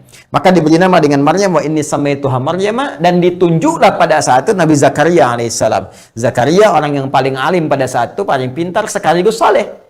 Ah, jadi ini teman-teman sekalian, kalau Anda ingin mencari guru, kan, untuk anak-anak di sekolah dan sebagainya, hal yang pertama Anda cek, ya salah satunya adalah guru komponennya. Bukan cuma pintar, yang pintar banyak. Tapi apakah kepintaran itu mendekatkan ia dengan Allah atau tidak? Anak-anak jadi ilmuwan, hebat, jadi direktur, ilmunya hebat, IQ-nya tinggi, tapi mohon maaf kepada Anda pun nggak sopan. Dan kepada Allah pun tidak punya adab. Sholat ditinggalkan, apa Anda mendapatkan investasi dari semua perjuangan Anda? Capek-capek Anda nyari harta dan sebagainya, mendapati kualitas seperti ini. Maka dari sejak kecil, investasikan di jalan yang benar. Cari guru yang soleh, cari guru yang pintar. Ya, tidak cukup dengan soleh saja, mesti pintar juga. Soleh iya, pintar tidak, bahaya juga nanti. Ya, bahaya juga karena nanti ada orang-orang tertentu yang di zaman Nabi ungkapkan ya kepada para sahabat bahwa akan tiba satu masa nanti orang yang kelihatan rajin sholat, rajin tahajud dan sebagainya, tapi perilakunya menyimpang. Itu yang disebut Khawarij nanti. Ya, itu Khawarij yang membunuh sahabat Ali bin Abi Thalib radhiyallahu taala anhu, seorang ahli surga, menantu Nabi, keponakan Nabi dibunuh. Ya, karena orang ini menganggap kafir. Ternyata yang bunuh ini rajin tahajud, rajin puasa dan sebagainya. Tapi mohon maaf tidak bisa menyelamatkan dia. Ya, mohon dari azab Allah Subhanahu wa taala. Bagaimana orang yang belum jelas surganya membunuh seorang ahli surga? Ya, karena tadi kurang ilmu, kurang pengetahuan, kurang ilmu. Ya. Kembali ke sini. Ilmu disiapkan, ayo. Dan cari tempat. Tempatnya disiapkan. Jadi komponen perawatan ini ada kualitas orangnya, ada tempatnya, disebut dengan mihrab. Jadi mihrab itu tempat yang didesain langsung untuk mendekatkan diri kepada Allah. Jadi untuk ibadah saja. Makanya imam di masjid itu ada tempat namanya mihrab, supaya imam bisa fokus berdoa, memimpin sholat dan sebagainya. Di tempat yang menjadikan kita terfokus kepada Allah untuk beribadah namanya mihrab. Jadi kalau Anda bikin mihrab di rumah misalnya, jauhkan semua aktivitas dunia. Handphone jangan masuk situ untuk urusan dunia, kan, baca urusan dunia jangan di situ, ya, termasuk bikin status, ceklik aku sedang di mihrab, nggak usah keluar. Ya, itu untuk fokus ibadah saja. Nah, ketika Anda bisa menggunakan itu dengan baik, mihrab jadi satu-satunya tempat di antaranya yang bisa mempercepat datangnya rezeki sekaligus cepat terkabulnya doa. Itu mihrab. Anda boleh bikin mihrab, kemudian ya nggak harus luas, sehamparan sejadah juga bisa. Nah, yang ingin saya katakan, karena Hannah Imran menginginkan anaknya dekat dengan Allah, maka menyiapkan tempat juga yang sesuai. Jadi kalau kita tarik ke dunia kita sekarang, misalnya mihrab itu bisa diartikan tempat pendidikan yang baik, gitu kan? tempat yang mendekatkan dengan Allah, di masjidnya, di rumahnya didesain. Anda ingin misalnya di rumah itu penuh dengan pengetahuan dan ketakwaan, silakan bikin ruangan untuk belajarnya, bikin ruangan misalnya penuhi dengan buku-buku, setting pakai misalnya speaker aktif murotal Quran dibacakan dalam harian, silakan anak Anda bisa baca, bisa dengar Quran dan sebagainya. Itu yang dimaksud spiritnya. Jadi ini contoh. Ya, al-ibratu bi umumil lafzi la bi khususi sababi. Hikmah bisa diambil bukan karena kekhususan kata, tapi makna yang luas di balik kata itu. Itu prinsip dalam tafsir salah satunya, termasuk kaidah asbabun nuzul. Nah, ini kalau terpenuhi, mohon maaf, namanya bagus, doanya bagus, gurunya bagus, ya, tempatnya bagus, disiapkan, perangkatnya bagus, tinggal konsisten kita mengerjakan itu semua. Maka apa yang terjadi? Baca ayat 37-nya. Ya, paling kiri sebelah bawah, paling bawah di mushaf standar. Fataqabbalaha rabbuha. Maka semua ikhtiar ini akan diterima oleh Allah Subhanahu wa taala. Biqabulin hasanin, dengan penerimaan yang terbaik. Ya. Taqabbalaha rabbuha biqabulin hasan wa ambataha nabatan hasana. Dan perkembangannya, pertumbuhannya akan langsung dipantau, diperhatikan secara serius langsung oleh Allah Subhanahu wa taala. Ya. Maka yang terjadi pada Hannah Imran wa kafalaha Zakaria, ketika dirawat oleh Nabi Zakaria alaihissalam, apa jawabannya? Kullama dakhala 'alaiha Zakaria al-mihraba. Setiap Nabi Zakaria, ini nabi nih, Imran bukan nabi, Hannah bukan nabi, Maryam itu bukan nabi, bukan rasul. Tapi disiapkan. Tapi setiap kali pamannya mengantarkan kebutuhan Maryam, wajada 'indaha rizqa. Allah yang sudah siapkan. Jadi kalau kita sudah mendekatkan seorang hamba kepada Allah, dan Allah menyayanginya, Allah tidak akan biarkan satu hamba pun turut campur dalam setiap kebutuhannya. Allah langsung yang berikan. Dengan caranya tentunya, dengan caranya.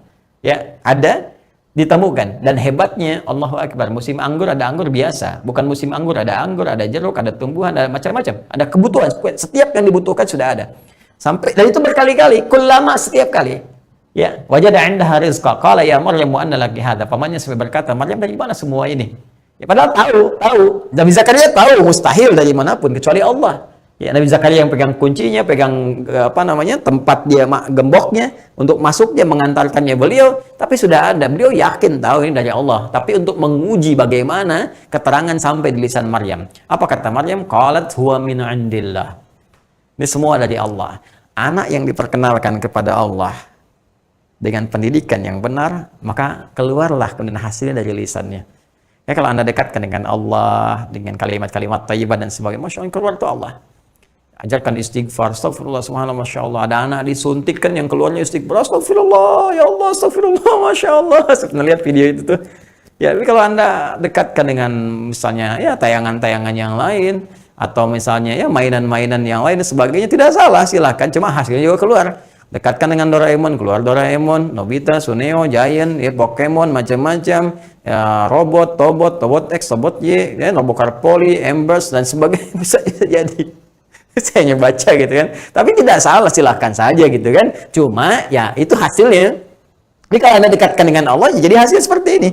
Keluarlah dengan kalimatnya, huwa min indillah, innallaha yarzuqu man yasha bighairi hisab. Dan ada kalimat dahsyat dari Maryam, Allah akan menjanjikan ya rizki tanpa batas bagi siapa yang dikehendakinya. Nah, kalimat siapa yang dikehendaki itu umum sifatnya, bukan menuju kepada Maryam saja, dan dibaca oleh Nabi Zakaria pada saat itu siapapun jika mengikuti manhaj ini, pedoman hidup ini. Ya, dan Nabi Zakaria membuktikan pada saat itu belum punya keturunan, belum ada anak, dan mohon maaf istrinya divonis sudah menopause dan mandul, secara medis mustahil punya keturunan. Maka diikutilah apa yang disebutkan oleh Maryam, sholat di mihrabnya itu, begitu sholat langsung dikabulkan. Kisahnya ada di ayat 38 sampai 39-nya. Poinnya teman-teman sekalian, ini adalah manhaj kehidupan. Dan kalau kita tarik ke dalam dunia kita, kemudian dihidupkan suasana ini dalam konteks kehidupan musyawarah misalnya ya, dengan keluarga besarnya. Masya Allah, Anda bisa cari tempat yang baik, kemudian mohon maaf sekali, ya guru-guru yang baik, sesuai dengan visi misi Anda maunya kemana gitu. Maka cari guru yang sesuai dengan itu, cari pendamping yang baik. Terus kehidupan yang baik, dipersaudarakan semuanya. Jangan cuma kumpul begini aja. Persaudarakan, sehingga saling memahami, saling mengerti, saling mencintai. Orang yang saling mencintai karena Allah, itu besar apresiasinya di hadapan Allah Subhanahu wa Ta'ala.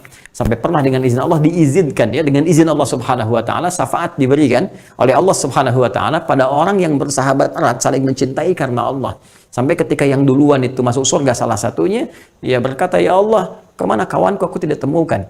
Ya, maka dengan izin Allah Subhanahu wa Ta'ala, ya orang yang tadi beriman juga gitu kan, kemudian disertakan dengan dia dan bergandengan keduanya ke surga. Yaitu nanti ada banyak peluang. Dan di antara persaudaraan yang paling hebat itu adalah ahli Al-Quran. Al-Quran. Itu di Quran yang terakhir saya bahas, surah ke-13 ayat 23 sampai 24 dan keistimewaannya ayat 32 sampai 33. Al-Quran itu luar biasa. Saya sampai mendalami ayat ini, teman-teman sekalian, sampai saya memutuskan membuat sebuah program namanya STUAH, Sekolah Terbuka Usahakan Al-Quran Hafal, untuk membentuk keluarga besar Al-Quran, menyatukan dengan Quran, perbaiki dengan Al-Quran. Harapan terbesarnya, kembali kepada Allah, membawa satu kebanggaan yang kita siapkan.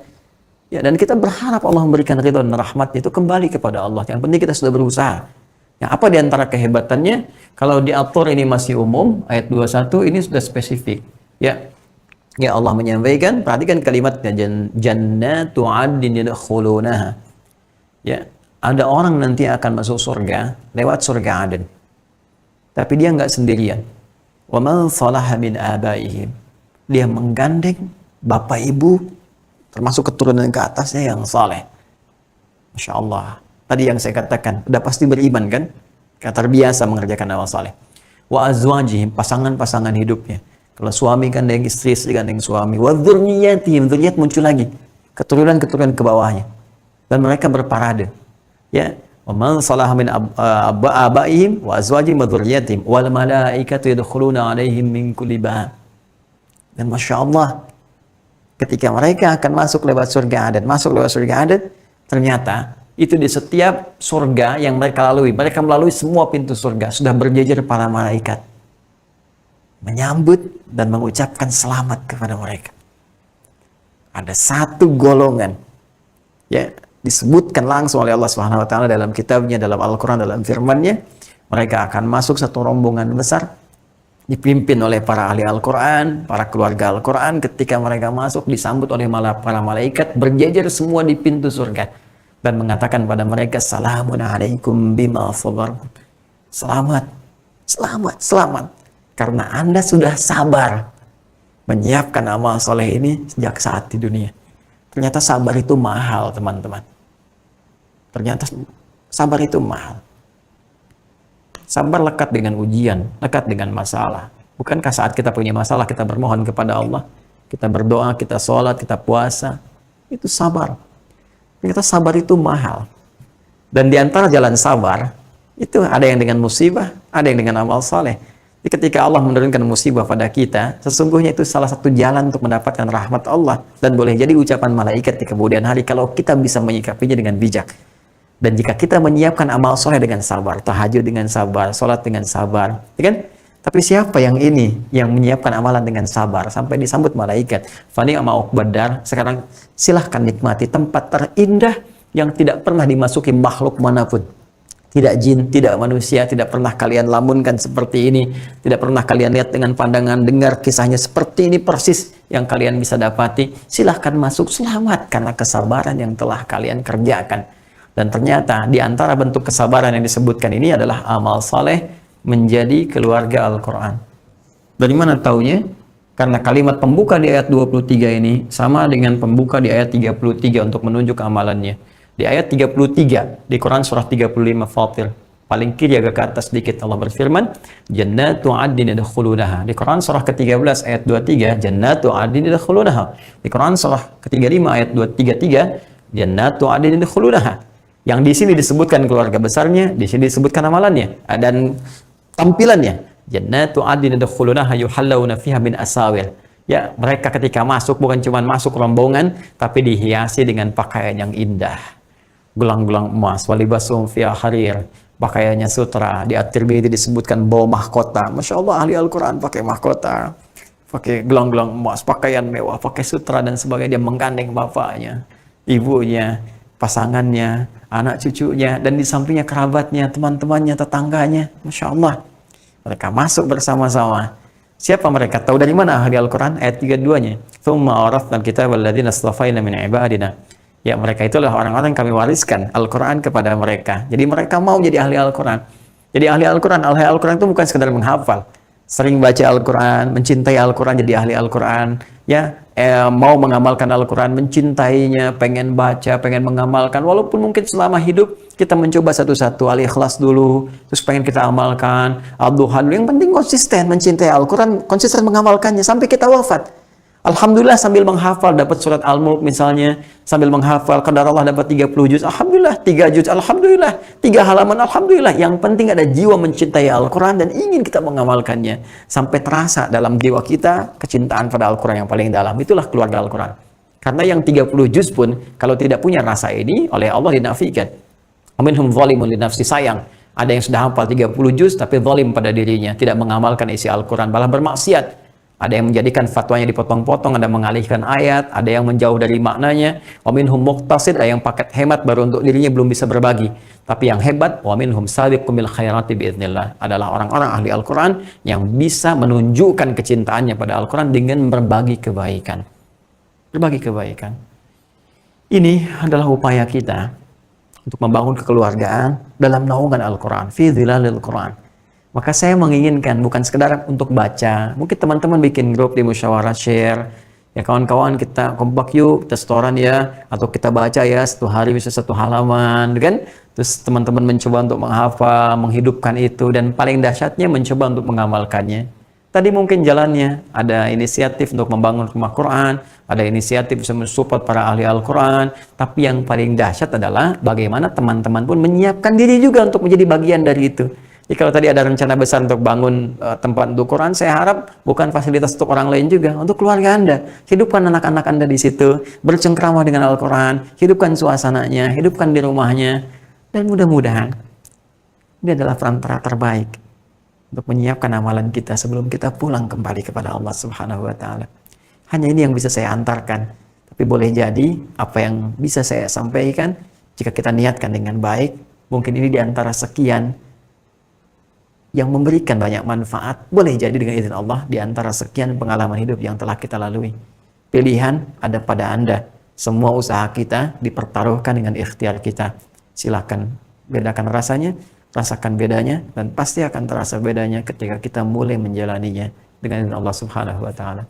Saya kira saya cukupkan. Saya batasi mungkin sampai 9:30, ada 5-10 menit di waktu kami yang bisa kita manfaatkan dengan baik. Saya akhiri dulu. Subhanakallahumma wabihamdika asyhadu an la ilaha illa anta astaghfiruka wa atubu ilaik. Terima kasih. Mohon maaf kalau ada kurang ataupun salah kata dan lain sebagainya. Assalamualaikum warahmatullahi wabarakatuh. Mas Ferdi silakan.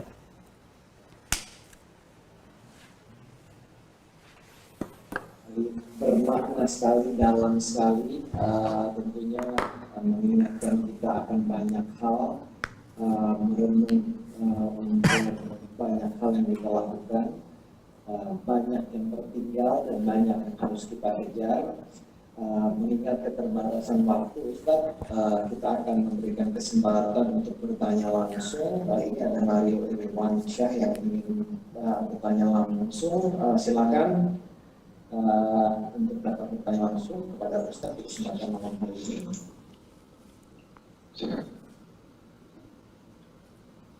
Assalamualaikum warahmatullahi wabarakatuh, Ustaz. Waalaikumsalam warahmatullahi wabarakatuh, Asmaria. Izin bertanya, semoga selalu dalam lindungan Allah Subhanahu wa Ta'ala, dalam kesehatan, dalam keimanan, dan nanti kalau mau sampai Amin. Semoga Allah memberikan lebih baik kepada kami, setiap yang Anda sampaikan kepada saya. Jazakallah khair. Izin bertanya, Ustaz, ini tadi dari penyampaian Ustadz di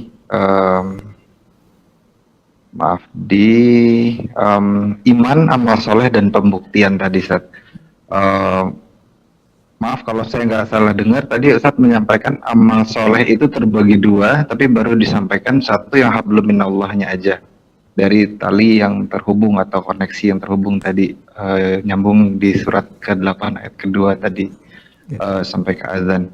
Nah, amal soleh yang keduanya apa ya, Ustadz, ya? Supaya bisa insya Allah sampai ke level berikutnya itu kan untuk membuktikan dulu gitu. Nah, yang mana yang amal soleh sebagai awam, sehingga kita bisa menentukan mana yang betul-betul amal soleh gitu. Bukan kegeeran merasa ini amal soleh, tapi apa yang dimaksud dengan amal soleh yang diminta oleh Allah yang diterangkan di Quran gitu, Ustaz. Baik. Baik, jazakumullah khair. Saya langsung jawab, Mas Ferdi, atau mau dikumpulkan dulu? Saya kira langsung ya. Silakan. Baik. Pertama, saya ingin tegaskan terlebih dahulu apa pengertian amal soleh itu. Amal adalah perbuatan, aktivitas yang kita kerjakan. Jadi amal itu masih netral. Ya, amal itu masih netral. Ketika perbuatan kita dipandang baik oleh Allah, ya, dibenarkan oleh Allah, itu yang disebut dengan soleh. Singkatnya demikian. Ya, jadi kalau kita mengerjakan sesuatu yang Allah benarkan disebut dengan soleh. Menyimpang dari ketentuan Allah disebut dengan salah. Ya, sayyiat, sru. Jadi amalnya sendiri masih netral. Ya, saya minum itu masih netral. Fungsi dunianya ada, menghilangkan haus. Tapi ketika minum ini diniatkan karena Allah untuk menjadi ibadah, ya saya ikuti pedomannya. Saya sebutkan Bismillahirrahmanirrahim atau singkatnya Bismillah sebelum minum. Didapatkan dengan cara yang benar minumannya. Quran surah kedua ayat 168 misalnya, halal dan thayyib. Maka saya minum Bismillahirrahmanirrahim. Nah, itu yang disebut dengan saleh. Maka minuman ini akan diberikan keberkahan oleh Allah Subhanahu wa taala. Berkah itu ziyadatul khair, bertambah nilai manfaatnya. Maka ini jadi energi untuk ibadah enak, berbuat baik enak dan sebagainya. Nah, tapi misalnya minum ini ya hasilnya untuk minum diambil dengan cara yang salah. Dari hasil korupsi, mencuri misalnya kan, atau dengan yang tidak halal diberikan minuman, diminum. Nah, maka ditempuh dengan cara yang salah, maka perbuatan ini pun jadi salah. Ya, mencuri salah, minumannya tidak benar. Maka ketika minuman ini kemudian dikonsumsi, maka dia tidak membawa energi kebaikan. Ini yang bisa menutup jalan-jalan kebaikan kita. Jadi sekali lagi, perbuatan yang dibenarkan oleh Allah, mengikuti pedoman-pedoman yang disampaikan oleh Nabi SAW, itu disebut dengan amal soleh, apapun itu. Nah, secara singkat, menjadikan perbuatan kita sebagai amal soleh, caranya gampang. Sertakan setiap perbuatan itu dengan petunjuknya berupa doa. Jadi doa itu bukan hanya kalimat formal yang diucapkan ya untuk mengiringi perbuatan kita, tapi sekaligus menjadikan perbuatan itu sebagai saleh, bernilai ibadah dan punya petunjuk bagaimana mengerjakan itu dengan benar. Karena itu semua kegiatan kita itu memiliki doa. Bangun tidur ada doa, makan ada doa, kan bekerja ada doa dan sebagainya. Kalau tidak hafal pun doanya, ucapkan Bismillahirrahmanirrahim. Secara singkat, Bismillah. Nah, untuk menjadikan kegiatan amal ini sebagai amal soleh, maka di Al-Quran dibagi dua bagian, dua klasifikasi. Pertama, ada yang terkait hubungan langsung kita dengan Allah Subhanahu wa Ta'ala untuk membuktikan keyakinan kita kepada Allah sebagai Sang Pencipta, karena butuh pembuktian. Sifatnya berupa ibadah, bentuknya ritual, contohnya sholat misalnya. Maka Allah turunkan ibadah-ibadah ritual untuk membuktikan keimanan kita kepada Allah dalam bentuk perbuatan. Perbuatan tadi disebut dengan amal yang dikerjakan kita, diberi pedoman oleh Allah. Gini caranya, itu yang disebut soleh namanya. Ya, bentuknya sholat, kan? Ada sholat, ada puasa, ya, ada baca Al-Quran dan sebagainya. Makanya ketika kita menunaikan sholat, ini bagian dari amal soleh kita. Ini hubungan kita dengan Allah. Nah, hubungan dalam bahasa Arab, tali yang kita rekatkan kepada Allah, tali itu dalam bahasa Arab hablun. Ya, tali itu bisa diikat dengan kuat supaya kita terikat dengan kuat, terhubung dengan kuat. Dalam bahasa Arab mengikat dengan kuat disebut dengan akad.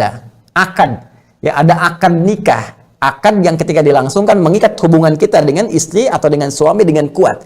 Sifatnya disebut dengan akidah. Kita punya akidah Islam. Ya, apa yang disebut dengan akidah, hubungan yang kuat dengan Allah Subhanahu wa Ta'ala, sehingga dalam setiap keadaan tak terpisahkan kita dari bimbingannya. Ya, mau bekerja ingat Allah, karena itu nggak korupsi, nggak menipu dan sebagainya. Untuk melatih itu supaya kuat hubungannya, maka dilatih lewat ibadah ritual tadi, seperti sholat dan sebagainya. Karena itu teman-teman sekalian, tali yang menghubungkan disebut dengan hablun, kepada Allah, minallah, hablum minallah. Itu bagian pertama. Bagian kedua, aktivitas kita di bumi ini menuntut kita untuk berinteraksi secara sosial. Umumnya, pasti dari setiap makhluk itu, dari sekian makhluk dengan manusia. Ya kan? Umumnya dengan manusia. Kita berinteraksi dengan tetangga, dengan kerabat, dengan karyawan, dengan teman, dengan pimpinan, dengan orang tua, dengan anak, dengan istri, dan sebagainya. Baik, maka hubungan ini pun mesti baik. Ya, karena implikasi dari perbuatan hubungan kita dengan Allah itu, sekali lagi salah satunya adalah kepatuhan kita terhadap perintah Allah. Di antara perintah Allah adalah berbuat baik kepada sesama. Maka tali ini pun ada sisi yang lain. Tali tadi disebut dengan hablun, hubungan dengan manusia secara umum disebut dengan nas. Maka muncul istilah hablum minan nas. Nah, hablum minallah, hablum minan nas adalah dua yang tidak bisa dipisahkan. Dalam pesawat, dalam sayap burung seperti sayap, dalam burung seperti sayap, dalam pesawat seperti sayap. Salah satunya bermasalah, maka yang lain pun jadi persoalan. Sulit untuk terbang, bahkan memungkinkan ada persoalan-persoalan serius. Nah, hablum minan nas ini pun diatur lagi dalam Al-Quran. Jadi orang yang sholat pasti berbuat baik kepada sesamanya, kepada orang tuanya, pada tetangganya, kepada kerabatnya dan sebagainya. Bahkan Allah pun mengapresiasi perbuatan baik kepada sesama ini dengan menghadirkan satu surga akibat perbuatan baik dari hablum minan nas ini. Contoh, Quran surah ketiga Ali Imran ayat 133 sampai 134. Paling kanan sebelah atas di mushaf. Wasari'u ila maghfiratin min rabbikum. Bergegaslah Anda untuk introspeksi diri, bermohon ampun kepada Allah, bermuhasabah diri. Wa jannatin arduhas samawati wal ardu u'iddat lil muttaqin. Dan berharaplah, bermohon kepada Allah, bercita-cita setidaknya memasuki surga yang Allah siapkan seluas langit dan bumi. Untuk siapa? Untuk kalangan orang takwa. Siapa orang takwa yang dimaksudkan di sini? Ayat 134-nya. Alladzina yunfiquna fis sarra'i wad dharra. Yang gemar membantu, menolong kerabat sesamanya, baik dalam keadaan lapang ataupun sulit. Yang kesulitan sekarang misalnya kurang pekerjaan ditunjukkan, Anda bisa bantu, Anda bantu, ya, lewat bantuan-bantuan dan sebagainya, arahan atau bantuan materi secara langsung. Wal kadhiminal ghaidha, orang yang mampu menahan amarah saat berinteraksi, mungkin ada yang membuat kita tersinggung dan sebagainya, dia tahan, tidak melakukan tindakan yang buruk. Wal afina 'anin nas, dia memaafkan kesalahan orang lain ketika orang lain berbuat keliru dan sebagainya. Allahu yuhibbul muhsinin, dan Allah mencintai orang-orang yang banyak berbuat kebaikan kepada kalangan-kalangan sekitarnya. Disiapkan satu surga untuk menghormati itu, mengapresiasi itu. Tentunya dengan keseimbangan, ya hablum minallahnya. Karena hablum minallah juga penting, hati-hati. Baik kepada orang, baik kepada kerabat, gak pernah sholat, bermasalah. Sholatnya bagus, puasa bagus, dengan orang bermasalah, bermasalah juga. Ya, ingat baik-baik. Saya sebutkan satu hadis Nabi SAW di riwayat Muslim dari sahabat Abu Hurairah radhiyallahu taala anhu. Nabi itu sedang duduk-duduk dengan para sahabat, tiba-tiba beliau bertanya kepada sahabat, menguji mereka. Atadrunal muflis, tahukah kalian orang yang bangkrut itu? Ya, mereka menjawab, qulna ya Rasulullah, al-muflisu fina ma la dirham lahu wa la mata'. Ya Rasulullah, orang bangkrut di antara kami, menurut kami, orang yang tak punya ya aset lagi, dan tak punya uang lagi. Jadi uang sudah tidak ada, aset gak ada. Secara ekonomi benar, ya. Tapi bagaimana Nabi kemudian menjelaskannya? Ini sangat menarik. Ini sangat menarik. Al-muflisu min ummati, kata Nabi, orang bangkrut dari umatku itu. Awas ya, tolong hati-hati betul. Nabi tidak menyebutkan umatnya Musa, umatnya Isa alaihi wassalam, tapi umatnya Nabi. Jadi ada orang mengaku umatnya Rasulullah tapi bangkrut, waliyadzubillah. Semoga bukan kita. Ya'ti yaumal qiyamati bisalatin. Datang di hari kiamat itu dengan pahala sholat yang rajin, banyak. Jadi dia rajin sholat fardunya, sholat sunnahnya juga rajin, kan? Wasyamin, puasanya rajin, wazakatin, bahkan dia bisa berzakat, kan? Ya, cuma sayang, wayati qad syatama hadza. Dia sholat, tapi anehnya kok bisa gemar mencela juga orang lain. Ya, wa qadhafa hadza, menuduh orang lain. Wa safaka dama hadza, bahkan ada yang menumpahkan darah. Ya, ada yang berkelahi, wa daraba hadza, wa safaka dama hadza. Puncaknya ada yang menumpahkan darah. Allahu akbar. Ini luar biasa tuh, nyakitin orang, menyebut nama Allah, bom sini, bom sana, tembak sini, tembak sana, menyebutkan nama Allah dengan cara yang tidak benar. Ya, di tempat yang tidak dibenarkan secara syariat. Cuman dia melakukan itu. Itu yang disebut orang yang salah. Ya, awas, hati-hati tuh. Ya, saya waktu kejadian bom Jalan Tamrin itu, saya sedang di Lampung, ada jamaah tanya, Ustadz, apakah bom di Jalan Tamrin termasuk jihad fisabilillah? Saya langsung mengatakan, Mas, sependek pengetahuan saya, jihad fisabilillah itu jihad di jalan Allah, bukan di Jalan Tamrin. Ya, jadi ada kaidahnya gitu, ya. Nah, apa yang terjadi? Maka akan ditimbang begini. Jadi amal soleh ini akan menutup setiap yang salah, amal salah. Tu'khadhu min yaumil qiyamati hadza min hasanati wa hadza min hasanati. Fatu'khadhu hadza min hasanati. Maka ditimbang, ini yang rajin salatnya nih, pahala salatnya. Maka ditutupkan kepada pahala celaan. Jadi kalau ada orang salat terus mencela seseorang, maka mohon maaf teman-teman sekalian, ini pahala sholatnya ini akan ditutupkan oleh Allah kepada celaannya. Diberikan tuh kepada yang dicela tadi. Makanya hati-hati. Jadi kalaupun Anda dicela, saya dicela, kita dicela, jangan lantas marah dulu, ada transferan pahala gratis, jangan dibalas, nanti balik lagi. Itu candaannya ya di antara para ulama. Kemudian mohon maaf, puasa tapi suka menuduh, wa qadhafa hadza. Ya, ikut ta'lim tapi juga suka berselisih, wa daraba hadza. Ya, hati-hati tuh. Kemudian juga berhaji, tapi ya suka misalnya mohon maaf, ada yang menipu dan sebagainya. Nah, puncaknya apa? Ketika habis amal baiknya ini tersisa keburukan, pernah bohong misalnya, pernah nyebar hoax, ya, pernah memfitnah misalnya, maka diambillah, karena nggak punya bekal amal baik lagi, diambillah kesalahan orang-orang yang pernah dihinakan ini. Jadi kalau si fulan pernah memfitnah, misalnya A memfitnah si B, Itu kan, terus amal A ini udah nggak nutup lagi, nggak ada lagi yang bisa nutup, maka diambillah dosa si B, ditimpakan kepadanya sesuai dengan kadar dosanya. Faturiha finnar, maka dilemparkan dia ke neraka. Maka jaga hubungan baik kita dengan sesama juga, dan harus seimbang di antara keduanya. Sholat iya, puasa insya Allah kita tingkatkan, tapi kepada teman juga baik, teman-teman sekalian, pada keluarga baik, pada kerabat baik, bangun hubungan baik itu, jangan sampai punya musuh, cukup musuh setan aja, itu pun sudah susah, jangan cari yang lain gitu kan. Nah, even itu kepada non-muslim. Saya yakin teman-teman juga punya kawan-kawan yang non-muslim, sepanjang hubungan hablum minan nas, kita hormati. Ya kita sayangi mereka, kalau ada rezeki kita bagi dengan mereka, kita traktir mereka misalnya, kirimkan hadiah, terus dia berkata, kamu kok baik? Kita jawab, saya bukan baik. Ini yang Allah perintahkan, saya hanya mengikuti apa yang Nabi saya sampaikan, bisa berbagi dengan Anda dan sebagainya. Mungkin itu jalan hidayah dalam kebaikan. Ya, jadi itu Mas Mario, ada dua kebaikan, hablum minallah wa hablum minan nas, dan keduanya saling berkeseimbangan dan memberikan sinergi satu dengan yang lainnya. Allahu taala a'lam bissawab. Mudah-mudahan tercapai Mario ya. Amin. Terima kasih banyak Ustaz. Allah ibarik fi. Mengingat waktu terbatas, Baik. sudah lewat 21.30. Apakah berkenan jika ada satu penanya terakhir, Ustadz? Ustadz? Baik, silakan untuk yang Baik, terima kasih Ustadz. Ini sebenarnya ada dua penanya yang akan bertanya. Ini saya coba tanyakan, ini mungkin mewakili banyak juga saudara-saudara kita sekarang yang kehilangan baik itu keluarga, kerabat maupun sahabat meninggal gitu dengan adanya pandemi dan juga musibah yang terjadi belakangan ini. Ini Ari Untung mewakili Mas Guntur, Director, ini anaknya baru saja meninggal dan beliau menitip pertanyaan khusus doa untuk anak yang meninggal dan supaya diberikan kesabaran dan juga keikhlasan. Mungkin Ustadz bisa menjawab pertanyaan tersebut untuk Mas Guntur. Silakan Ustadz.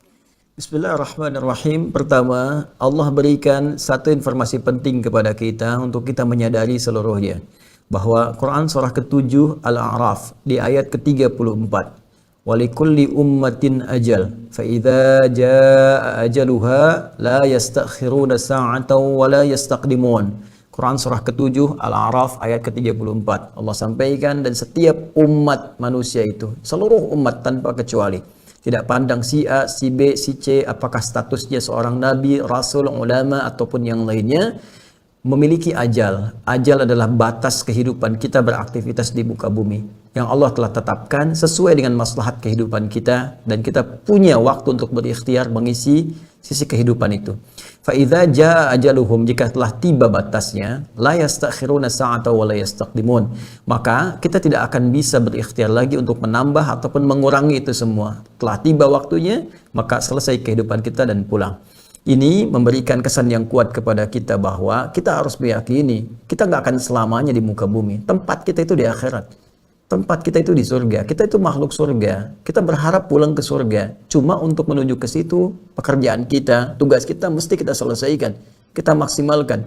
Jadi tidak akan pernah ada orang yang hidup abadi. Tinggal menunggu waktunya kapan dia kembali kepada Allah Subhanahu wa Ta'ala. Karena itu, jika ada kematian terjadi, Allah meminta untuk melihat kepada masa-masa orang sebelum kita. Bahkan Rasulullah pun wafat. Orang terkasihnya meninggal, Sayyidah Khadijah. Itu kan, semua orang-orang sebelum kita wafat. Dan wafat itu keniscayaan, satu kepastian, sesuatu yang pasti terjadi. Karena kita sudah yakin dengan itu semua, setidaknya kita akan melapangkan pada diri kita, dan kita melihat posisi diri kita dan keluarga kita yang telah berpulang kepada Allah Subhanahu wa Ta'ala.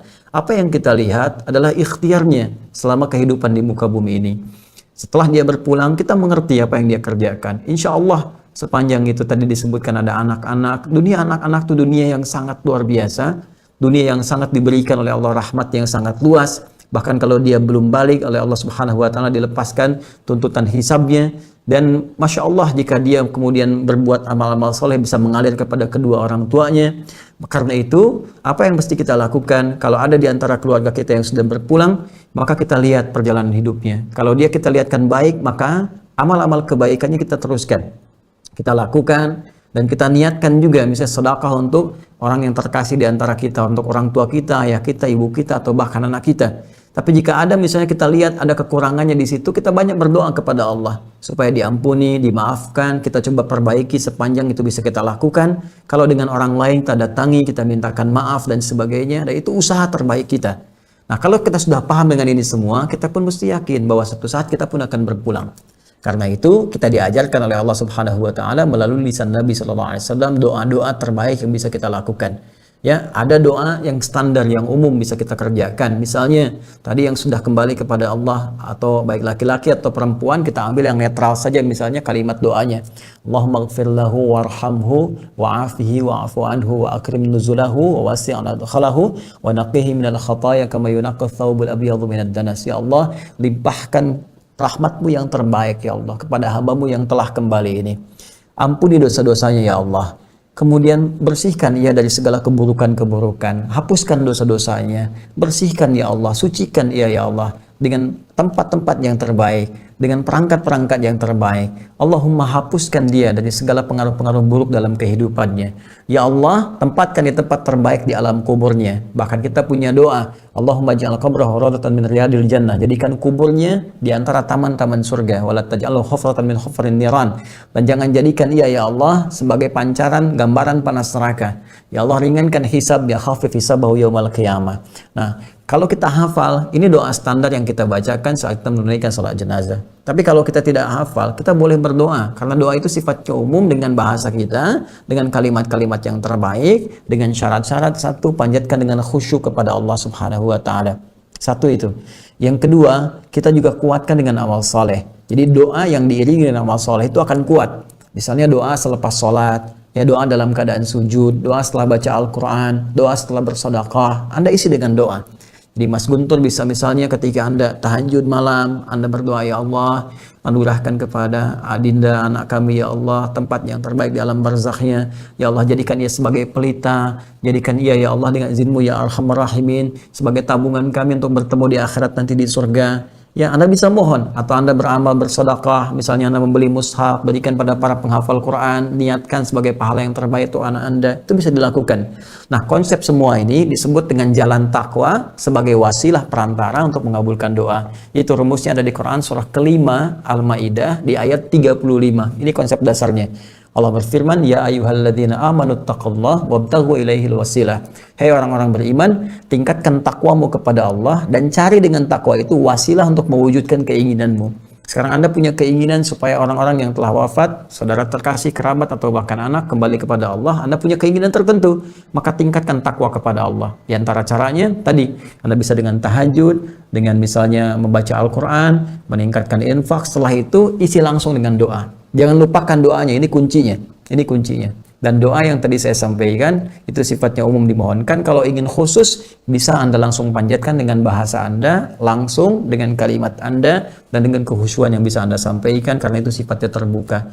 Dan mohon izin, saya pun turut mendoakan, ya, dan nanti Mas Dimas tolong WA-kan namanya siapa, dan juga saya doakan untuk semuanya, terkhusus untuk kita semuanya, mudah-mudahan dengan semua itu Allah menerima amal ikhtiar kita. Izin saya mendoakan langsung di sini. Allahumma ya arhamar rahimin, Allahumma ya muhyi mumit, Allahumma ya Allah ya arhamar rahimin, Allahumma ighfir lahu warhamhu wa'afi wa'fu anhu wa akrim nuzulahu wa wasi' madkhalahu wa naqqihi minal khataaya kama yunqqa ath-thawbul abyadu minad danas. Allahumma adkhilhu daran khairan min darihi wa ahlan khairan min ahlihi wa qih fitnatal qabri wa 'adzabahu. Allahumma ij'al qabrahu rawdatan min riyadil jannah wa la taj'al qabrahu hufratan min hufril niran. وتقبل جميع عبادة الصالح يا أرحم الراحمين. اللهم ألحقنا معه يا الله معها يا الله في رحمتك يا رب العالمين في جنتك الفردوس مع رسولك المبين نبينا الأمين سيدنا محمد وعلى آله وصحبه أجمعين. وتقبل يا الله وصلى الله على سيدنا محمد وعلى آله وصحبه وسلم. Alhamdulillahi Rabbil Alamin. Demikian saya bermohon sekali lagi semoga diberikan yang terbaik. Mas Guntur bersabar, sekali lagi bersabar. Ya, dan kalau sudah waktunya kembali, ya semua akan berpulang. Dan boleh jadi itu cara terbaik bagi Allah mewafatkan sesuai dengan ajalnya, dan mungkin di saat itulah bekal terbaiknya cukup untuk menghadap Allah. Tinggal kita sekarang bagaimana menyiapkan bekal terbaik untuk berjumpa kembali dengan orang-orang yang kita kasihi. Jazakumullah khair. Waalaikumsalam. Terima kasih banyak Ustadz untuk penjelasannya. Untuk Irfan Hanafi, sepertinya mohon maaf kami tidak bisa mengakomodir pertanyaannya karena keterbatasan waktu. Dan Ustadz, sebelum menutup perjumpaan kita kali ini, kami juga atas nama teman-teman musyawarah tentunya mengucapkan terima kasih sebesar-besarnya atas waktu yang telah diluangkan diberikan untuk memberikan kami, Masya Allah, ilmu yang begitu bermanfaat, mengingatkan kami akan banyak hal, dan yang paling penting tadi bahwa hal-hal yang dilakukan ini sesuai dengan panduan, itu benar adanya. Kemarin baru saya lihat cuplikan Ustadz menyampaikan jika segala sesuatu itu mulai dari seperti minum, tidur yang 8 jam sehari, yang 20 tahun, jika umur kita itu seperti Rasulullah misalnya 62 tahun dan kita ambil 8 jam, itu berarti sepertiga umur kita pergunakan untuk tidur. Sayang sekali jika semua itu terbuang sia-sia jika amalan-amalan itu tidak kita niatkan sesuai dengan sunnah yang ada gitu ya Ustadz ya. Dan kembali lagi ke niatan bahwa kami teman-teman di musyawarah ini ingin mewujudkan impian untuk memiliki rumah Quran. Mohon dukungan, support, arahan dan juga bimbingan dari Ustadz tadi agar dapat terwujud dan terrealisasi, dan juga mohon masukan-masukan dari Ustadz Adi ke depannya. Mungkin sebelum ditutup ada yang ingin disampaikan Ustadz, dan sekaligus kita tutup dengan doa di kesempatan malam hari ini sekali lagi Ustadz. Baik, teman-teman sekalian, seluruh keluarga besarku di musyawarah, saya hanya bisa melakukan apa yang bisa saya kerjakan sampai dengan malam ini, ataupun mungkin esok lusa ketika Allah berikan sisa waktu saya untuk hidup. Mohon juga menjadi saksi bahwa saya telah mengajarkan Anda semua, memberikan apa yang terbaik yang bisa saya lakukan. Saya tidak pernah meminta apapun kepada teman-teman. Materi dari dunia tidak juga berupa uang, tidak juga berupa benda dan apapun itu, untuk meringankan hisab saya di hadapan Allah. Dan saya akan mengatakan, ya Allah, saya sudah lakukan, saya sudah ajarkan, saya sudah berikan semampu yang bisa saya lakukan. Tinggal ada pilihan di teman-teman sekalian. Ya, Anda bisa memilih untuk bisa memperbaiki diri dari saat ini, sejak mulai sekarang menyiapkan amal soleh. Kalaupun belum ada yang bisa menggerakkan Anda, tolong tunjukkan pada saya malam hari ini. Dengan cara apa lagi saya mesti bisa memberikan kepada Anda semua, yang dengan itu bisa membuat diri kita berubah lebih baik. Saya memberikan pesan, jaga persaudaraan, jangan berpecah belah. Kemudian jadikan persaudaraan ini sebagai jalan wasilah kita untuk mendapatkan rahmat Allah di dunia dan juga di akhirat kelak. Insya Allah saya support sebaik yang saya bisa lakukan usaha teman-teman dalam hal yang baik, ya, khususnya tadi membangun rumah Quran dan yang lainnya. Kemudian yang kedua, kalau ada pertanyaan-pertanyaan spesifik yang tidak bisa dijawab di malam hari ini, Anda nanti bisa sertakan terpisah yang mungkin disampaikan dalam line yang berbeda. Mudah-mudahan itu bisa memberikan waktu luang untuk menjawab. Dan yang terakhir, jadikan ini diniatkan untuk ibadah, termasuk interaksi teman-teman dengan yang lain. Ya, jangan menjauh juga dari teman-teman yang lain, termasuk yang non-muslim. Ya, tunjukkan akhlak kita yang mulia, yang baik, mungkin jadi asbab hidayah untuk yang lainnya. Dan terakhir, hisab Anda boleh jadi menjadi berat ketika Anda menjadi public figure yang ditiru oleh banyak orang. Karena itu jangan sekali-kali contohkan yang buruk, supaya itu tidak menjadi dosa jariah di hadapan Allah Subhanahu wa Ta'ala. Semoga Allah membimbing kita. Terima kasih atas perhatiannya.